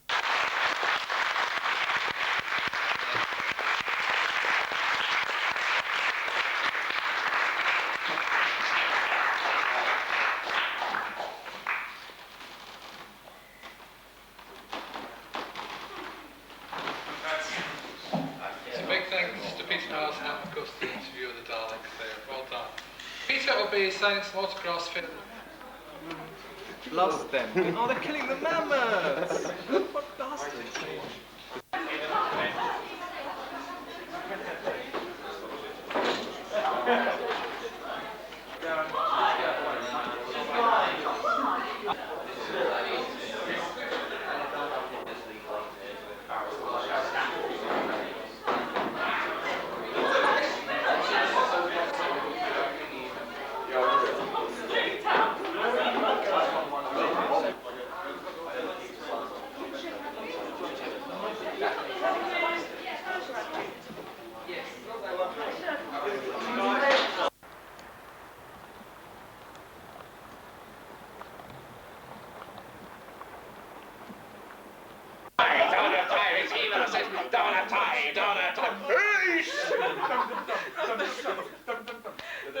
I'm thinking all the memory cheats. I'm thinking all the memory cheats. Hi, Gary, I'm back. I think that was an announcement to say the bar's open.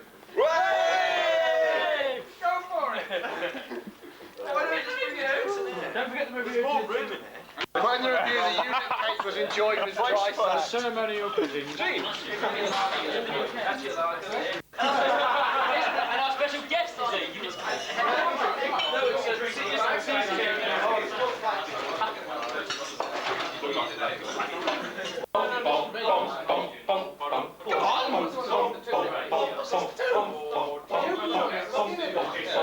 You always know what's going on. You always know what's going on,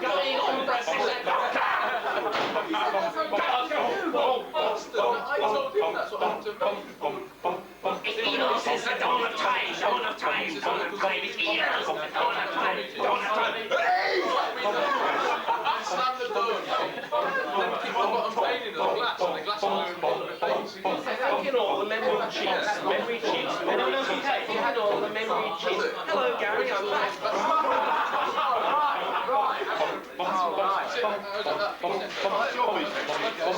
I think of it, I'm trying to do.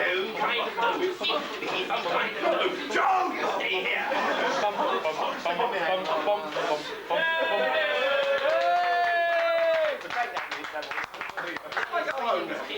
Yes, goodbye. See you tomorrow. I guess it's a bit... On sale for 2 half-pints of lager. I'm sorry, Marcus. 2 halves. Hang on, what? Go home, buy I bought mine. I don't know. Who does own true schools? Tell you well. Really upset the bastard. And Jeremy Bentham was reading it and was laughing just as well as anybody else. Yeah. I went to read over right time, but that sounds weird. It's like that. A Wiedersehen duck. Yeah. I was sitting behind Colin Baker and James Hugh and they were watching it. And they were both laughing this way, but up to a certain point, then James Hugh got this stormed off. I'm Jewish as well. There's no cheese on me. Did I say that? Please. Where's the comic? Look like this. It's definitely grandpa from bread, isn't it? Where's the pudding? No. Where's my topping? Where's Simon, where are you, Simon? Voice. No. I'm thinking all the... Okay, this is the man you sat with 2 years ago and 6 days ago. I didn't sit with him, did I? Somebody brings in a potato. Is this your parents? The easiest way to show him up would be to put him on a table with other fancy letters. And here is a special guest of honour, Roger Hancock!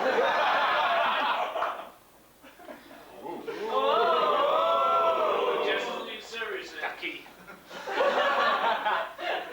He's back! Gary's back! Yes. It's the first and fourth advert. Take a sheet. Yes, that's what Jason Hunt's policy. Yeah, he turns around. Gary nearly wet himself when a red flag came out. This red flag. Yes, amazing. Who's gone in Close, it's not that bad. 1985. Oh, sorry. Gary, he couldn't figure that on his own, could he? Genuine phone boxes, absolutely genuine phone boxes. Nuts.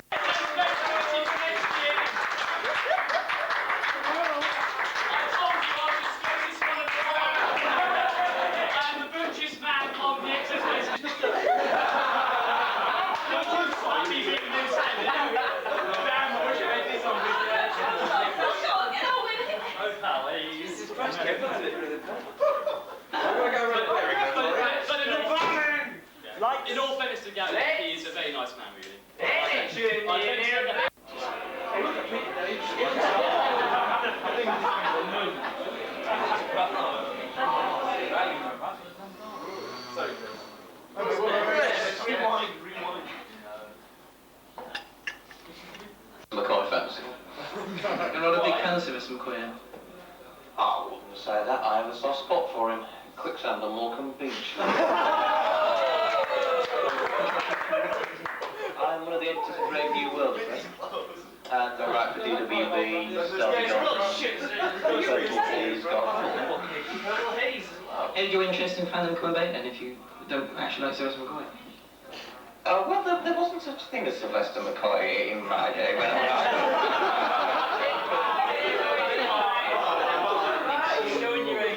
23. Stop laughing. Must be that one. Oh, sorry. So what's the turnover for a magazine like? Today it's bloody awful, quite frankly. Quite well. Mind you, the thing is, it's the first issue. We used to all be on Star Begotten, but we had a disamicable divorce. And we all marched off and set up Brave New World, so we're just starting out. You know, for the first issue, it's gone very well. Yes, I'm Tim Monroe. Or Paul Cornell, no, I know. Yes. Or Paul Cornell, who's done the... Oh, bloody hell. Yes. You mean what about dominating by the fundamentalists? Absolutely.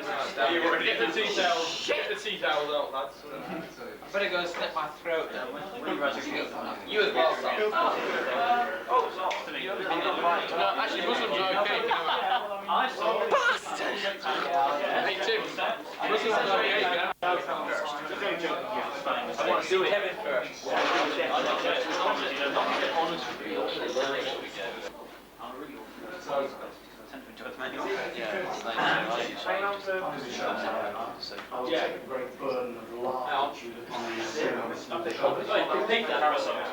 Paramount hadn't held him back in America for one more week, doing read-ups on Best of Both Worlds. We'd have got him as a guest. I was really pissed off.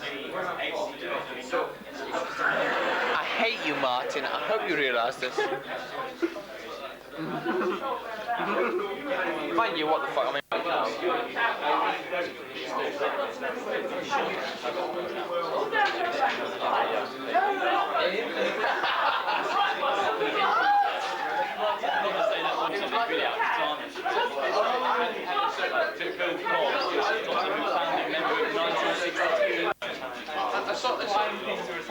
What was the sort of the opening bit? I saw the cliffhanger where he sort of just meets the ghost. That's right, you get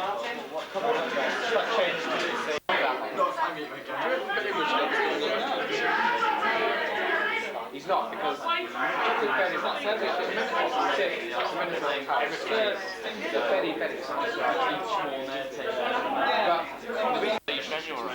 whatever you do, don't make sure you. Well, we'll probably bring her along anyway. So they don't think it's something to do with dining room or Lachlan died.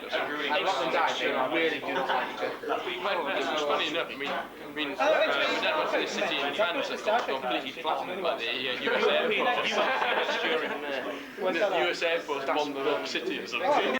He threw the question back as an interview and made them look really stupid. Such a stupid question. One real cunt. Did you see that one? I was world interested and watched it this week recently about land, corruption and sales of land. And this Tory there was this castle on the ground. I honestly don't think it's up to them. They want one brown. Scottish Jam. One of the two stand out pictures of probably what been cooking as well. Yeah. But I don't think he's leading with he's so good to say it's a fun to see you next year. Survival. We'll be back. Really nice to be back.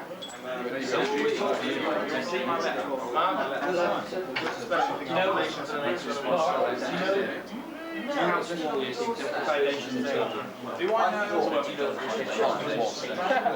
you can win a shirt. Take it off the I was saying today,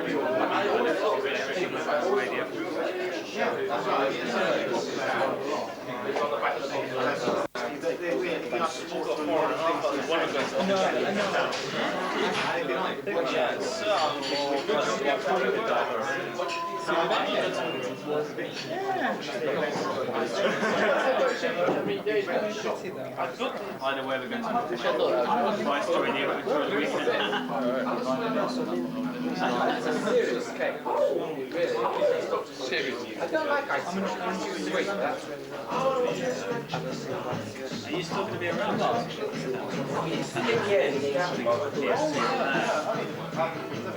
Disappearing into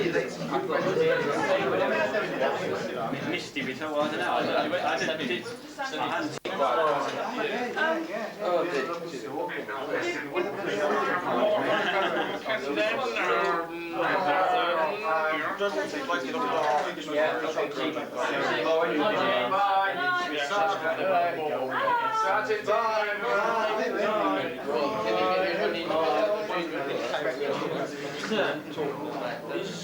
I've got a question. My first question is, it's really good. I believe you're on the conversation between various agents. And we all said it was good 18 months ago. Not anymore. Tonight, can I just ask you this assignment? What do you want to ask now? Could you decide it? Kevin, wasn't it? Well, whoever designed it anyway. Kevin's not here, blame him. And tonight we formally announce that this logo is no longer in use. And you beyond logo next year. Yeah, but the Exo-Space Doctor Who. We're sticking together when they can't do that.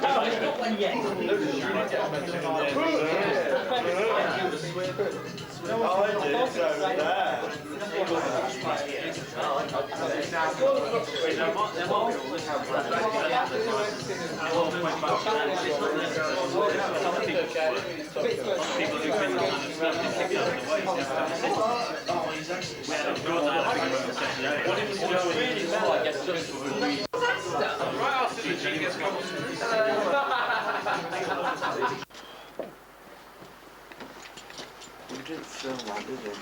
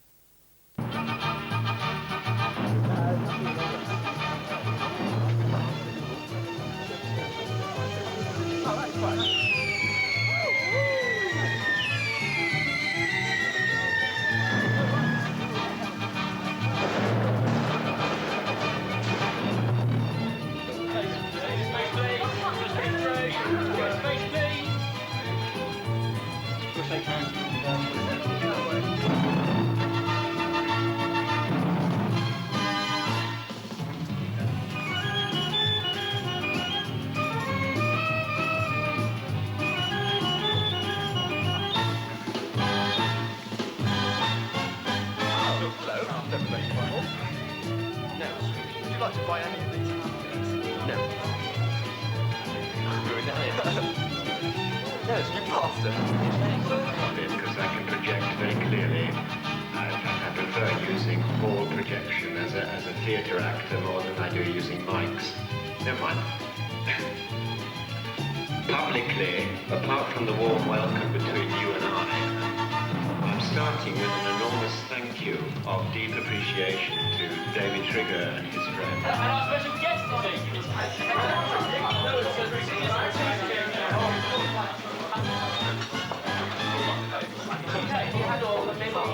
Hello, Gary, I'm back. Bastard!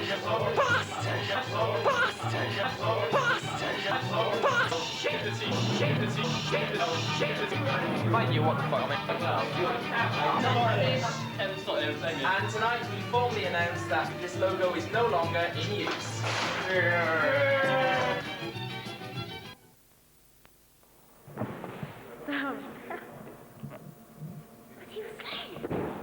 Hi. No. Let me look. No, come on. No. No, don't. You see that little spot on my nose? I'm just zooming on it. Yes, I can actually. No, come on, right. I want to do it. My video.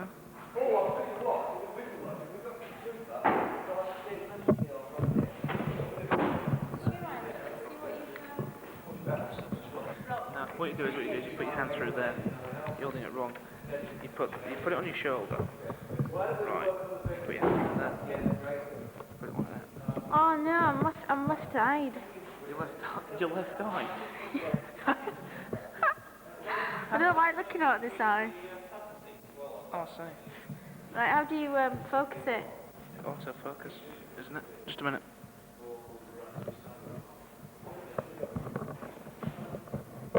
How come it's in black and white? It's a colour camera, but it's in black and white. Is it automatically focusing? No. It looks like a blur. Just a minute. Is it focusing now? Yes, it is. Yeah, it is now.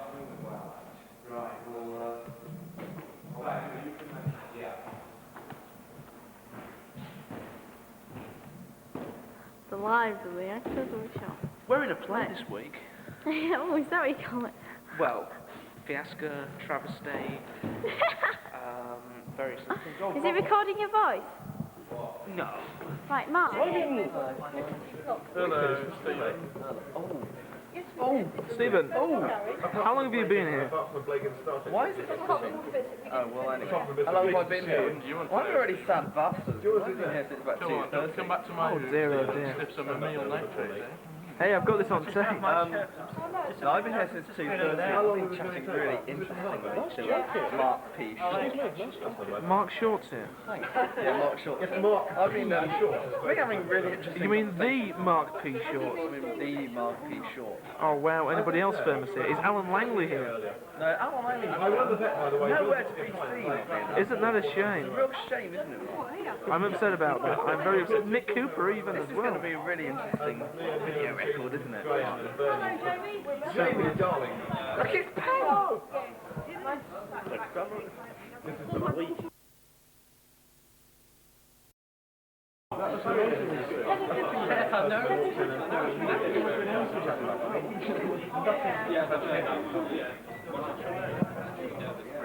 Amanda, this is a fan, thank you.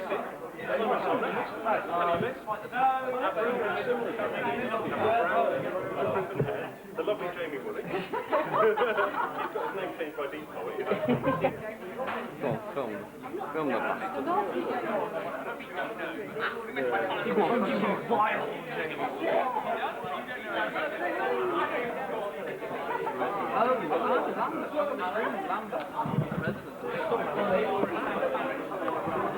I'll do a comment.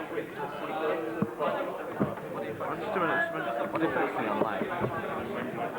I'm focusing on Cornell talking to them.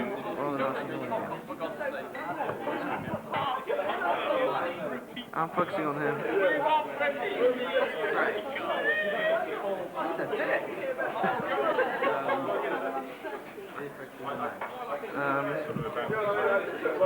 I'm focusing on Simon Combine. Fancy bringing a video into the bar and then throwing out to the convention. Look, I've got to film my video at Barry the convention somehow, and this is the closest one. Oh, is this what you're doing? Well, it's my college course. Oh, right. Sad, isn't it? You should go downstairs and film the main hall. Will you go film someone else? Sorry, Jeremy. Hello. Well, personally, I'd rather be somewhere. it's rather sad, isn't it? It is really. Man needs a hobby, but why does he have to do it on a recordable medium? Hello. That missed. So I'm going to keep these before I see you've got to mix them. Right. I've got to do something. Sleeping bag. Oh, actually, come in here, dude. Let's do it with the lights. I'll take less evidence from the sun. Normal light shit. You bastard. Oh, good. Sorry. I'm sleeping down there. You're sleeping down there? I'm sleeping. You're sleeping in the bathroom? I'm sleeping. I'm still back to the bathroom, really. As I possibly can. Where's Neil? Oh, he's over the 7-pint limit. Just think of Neil. These things. Just feel that. Just put your hand on that. Just put your hand, not the fucking video camera, you prat. Just feel it. Yeah. How does it feel to you? Ooh, Gorgeous. Gorgeous, Jonathan. Ribbed and rubbery. Oh, look, I've got this nipple here. Yeah, I'm going to regret that alone in the morning, I can tell you.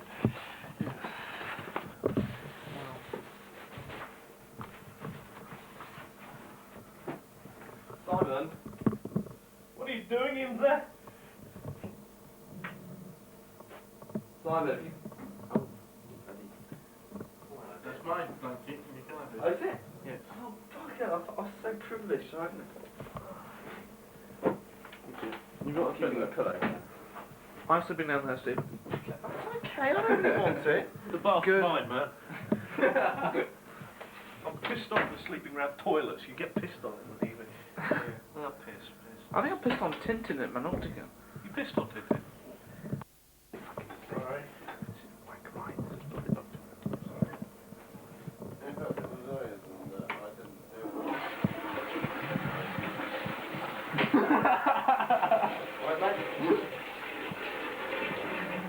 So that was a big floppy one, wasn't it? Sorry?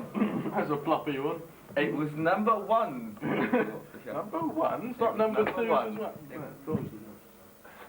No number 2. No number 2. No, that's a wait till tomorrow night for that one. Actually, sorry, just to avoid that happening tomorrow night, exactly how do you lock this?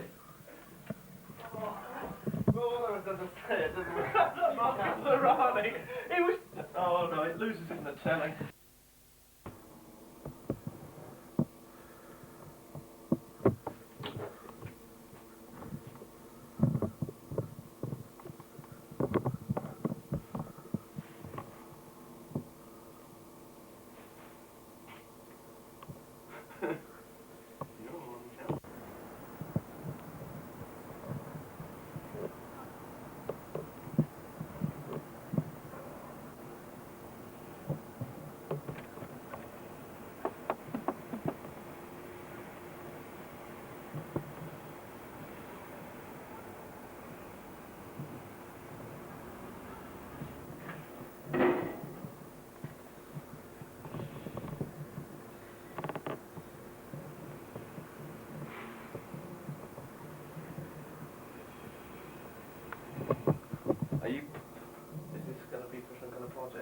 Probably not. But you never know. You never know. Perhaps no, we'll find out some of the people who live out here. Live there. Go and knock on the window.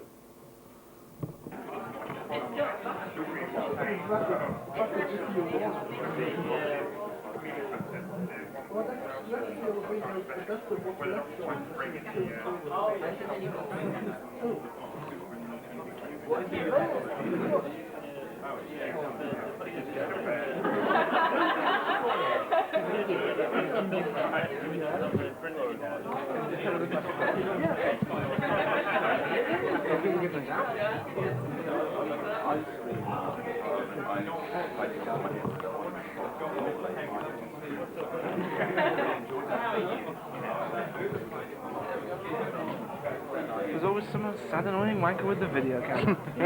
And it's Hello, always sad annoying wanker with the video camera. Hello, Stephen. Hello. We've got to develop a morality one of these days. Mate, oh yeah. New thing is the fashion everybody's doing.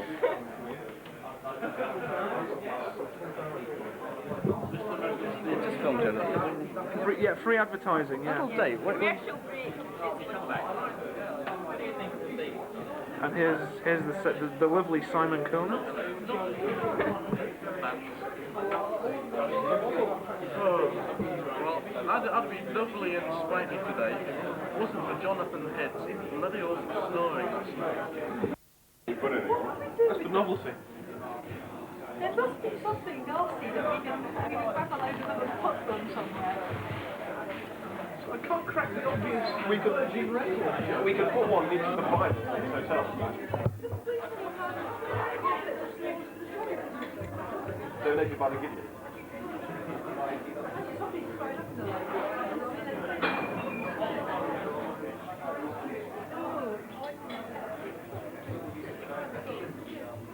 First of the first batch, 3 of the Time Worm novels, and I'm going to bring them up here in order of publication. So first of all, we're going to give a warm welcome to Mr. Terence Dix.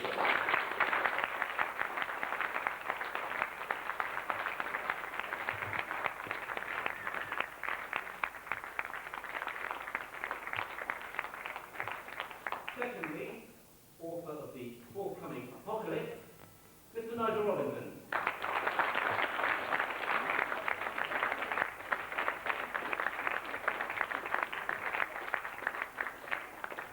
And last but no means least, the author of, what's it called? Oh, Revelation, Paul Cornell. Yay!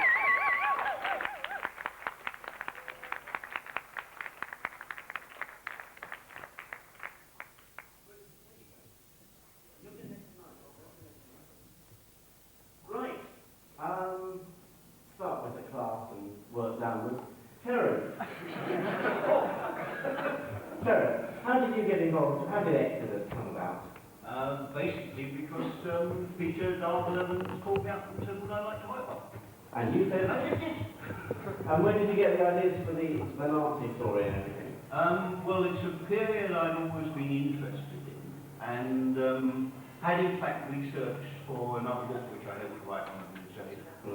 And since I was in a great rush as I was down in short of time, I thought, here is a cunning plan to use this research which I've already done, and use that as a background for the new story. Was the idea of writing a totally original Doctor Who novel something you always wanted to do? Not enormously, because there had always seemed to be, you know, an endless supply of Doctor Who's to be done, you know. But I think it was a bit of a shock to all of us when the last kind of nugget was dug out of the mine, you know, the last chipping, because you always felt with those 20-odd years that it would never come to an end. So it's not a thing, you know, that I thought about very much. I think I talked, did we ever talk about it? We discussed it briefly. Yeah, it was always... Yeah, be reticent. Well, I won't tell them who wins in the end. And there's not a sort of plot, and told Peter about his role already had in Doctor Who Monthly, and he seemed to like it, and we went from there. So what is Revelation about? Reticently. The Doctor, having got fed up with pursuing the Time Worm across the universe, decides to finally trap it and destroy it.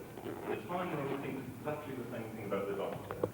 Their 2 traps occur at once, and somebody else is also playing more complex games than the 2 of them. So it's a book about 3 different traps, basically. Well, I understood that. Peter, where did the Time Worm concept come from? It was dreamt up between, well, it started, I suppose, how would I be wrong? It started, the germ of the idea was in conversations I had with John Nathan Turner, right back at the beginning. We wanted a mechanism that would simply provide a simple but very reliable way of getting the Doctor from adventure to adventure.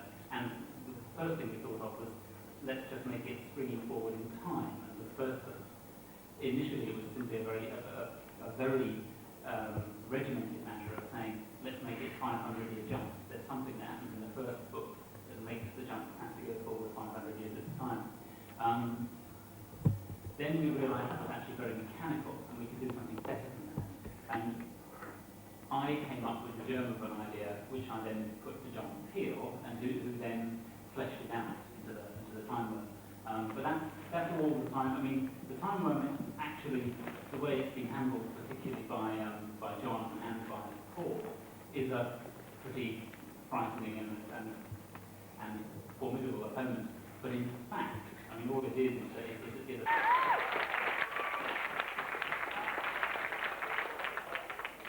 Oh, I should have gone to see the Terminator. Thank you, it says here. Yes. Where's Bill? Bill Cook, ladies and gentlemen. Bill Cook. Don't clap. Through a row of kicking. Hey! Up to the stage, he runs, calm your nerves, and says, it's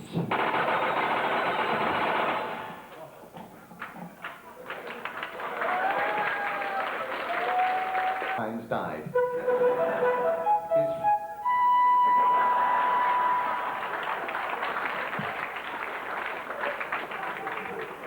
His friends describe his condition as satisfactory. However, by waving some money under his nose, he has recovered enough to perform his probate. Now please welcome a man whose name... Eh? Hum it. Have I gone too far? Yes. Okay. Oh, so I'll go back then.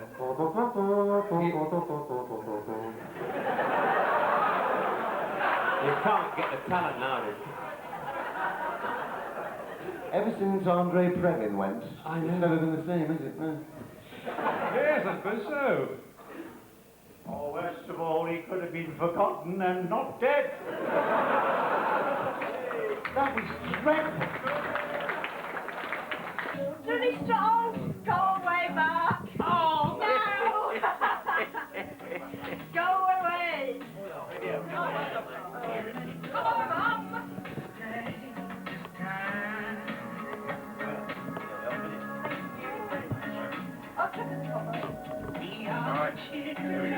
Hello, Mark. You're a complete dickhead with a camera attached to your eye like that. So people keep telling me. You look a dickhead, full stop. Ha. Well, screw down my nipple ups and call me Frank. Well, spin my nipple ups and send me to Alaska.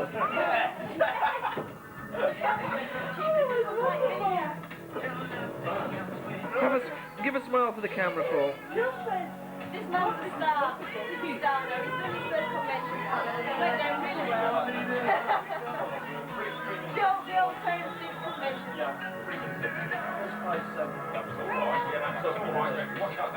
Stop holding your hands like this. Yes. You did do a lot of really new ones. Well, I didn't No, you did after that. You sit there and I'm not surprised, because every time Gary said, oh, I'm very sick then. I going, oh my God, it's a miracle. He's not for the side. I'm floating.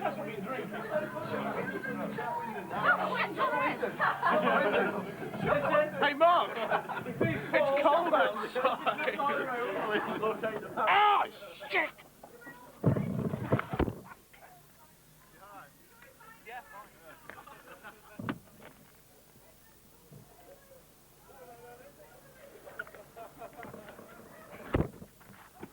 Open this fucking window or somebody fucking dies.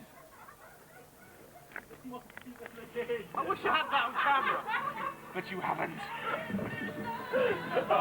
Isn't this fun? It is. You wandered along past all the other windows videoing it. Hey, why not? That's not a bad idea. Oh, right. I'll see you guys later. Much later.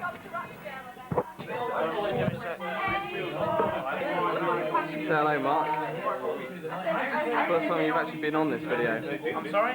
First time you've actually been on this very badly focused, badly focused video. It is, but it's because you haven't got the full. Just give me a second. Right, I'm going to do a sort of zoom around now, actually. Cause Come here. Sim, you just come here. I'm going to put... Right, you got full auto.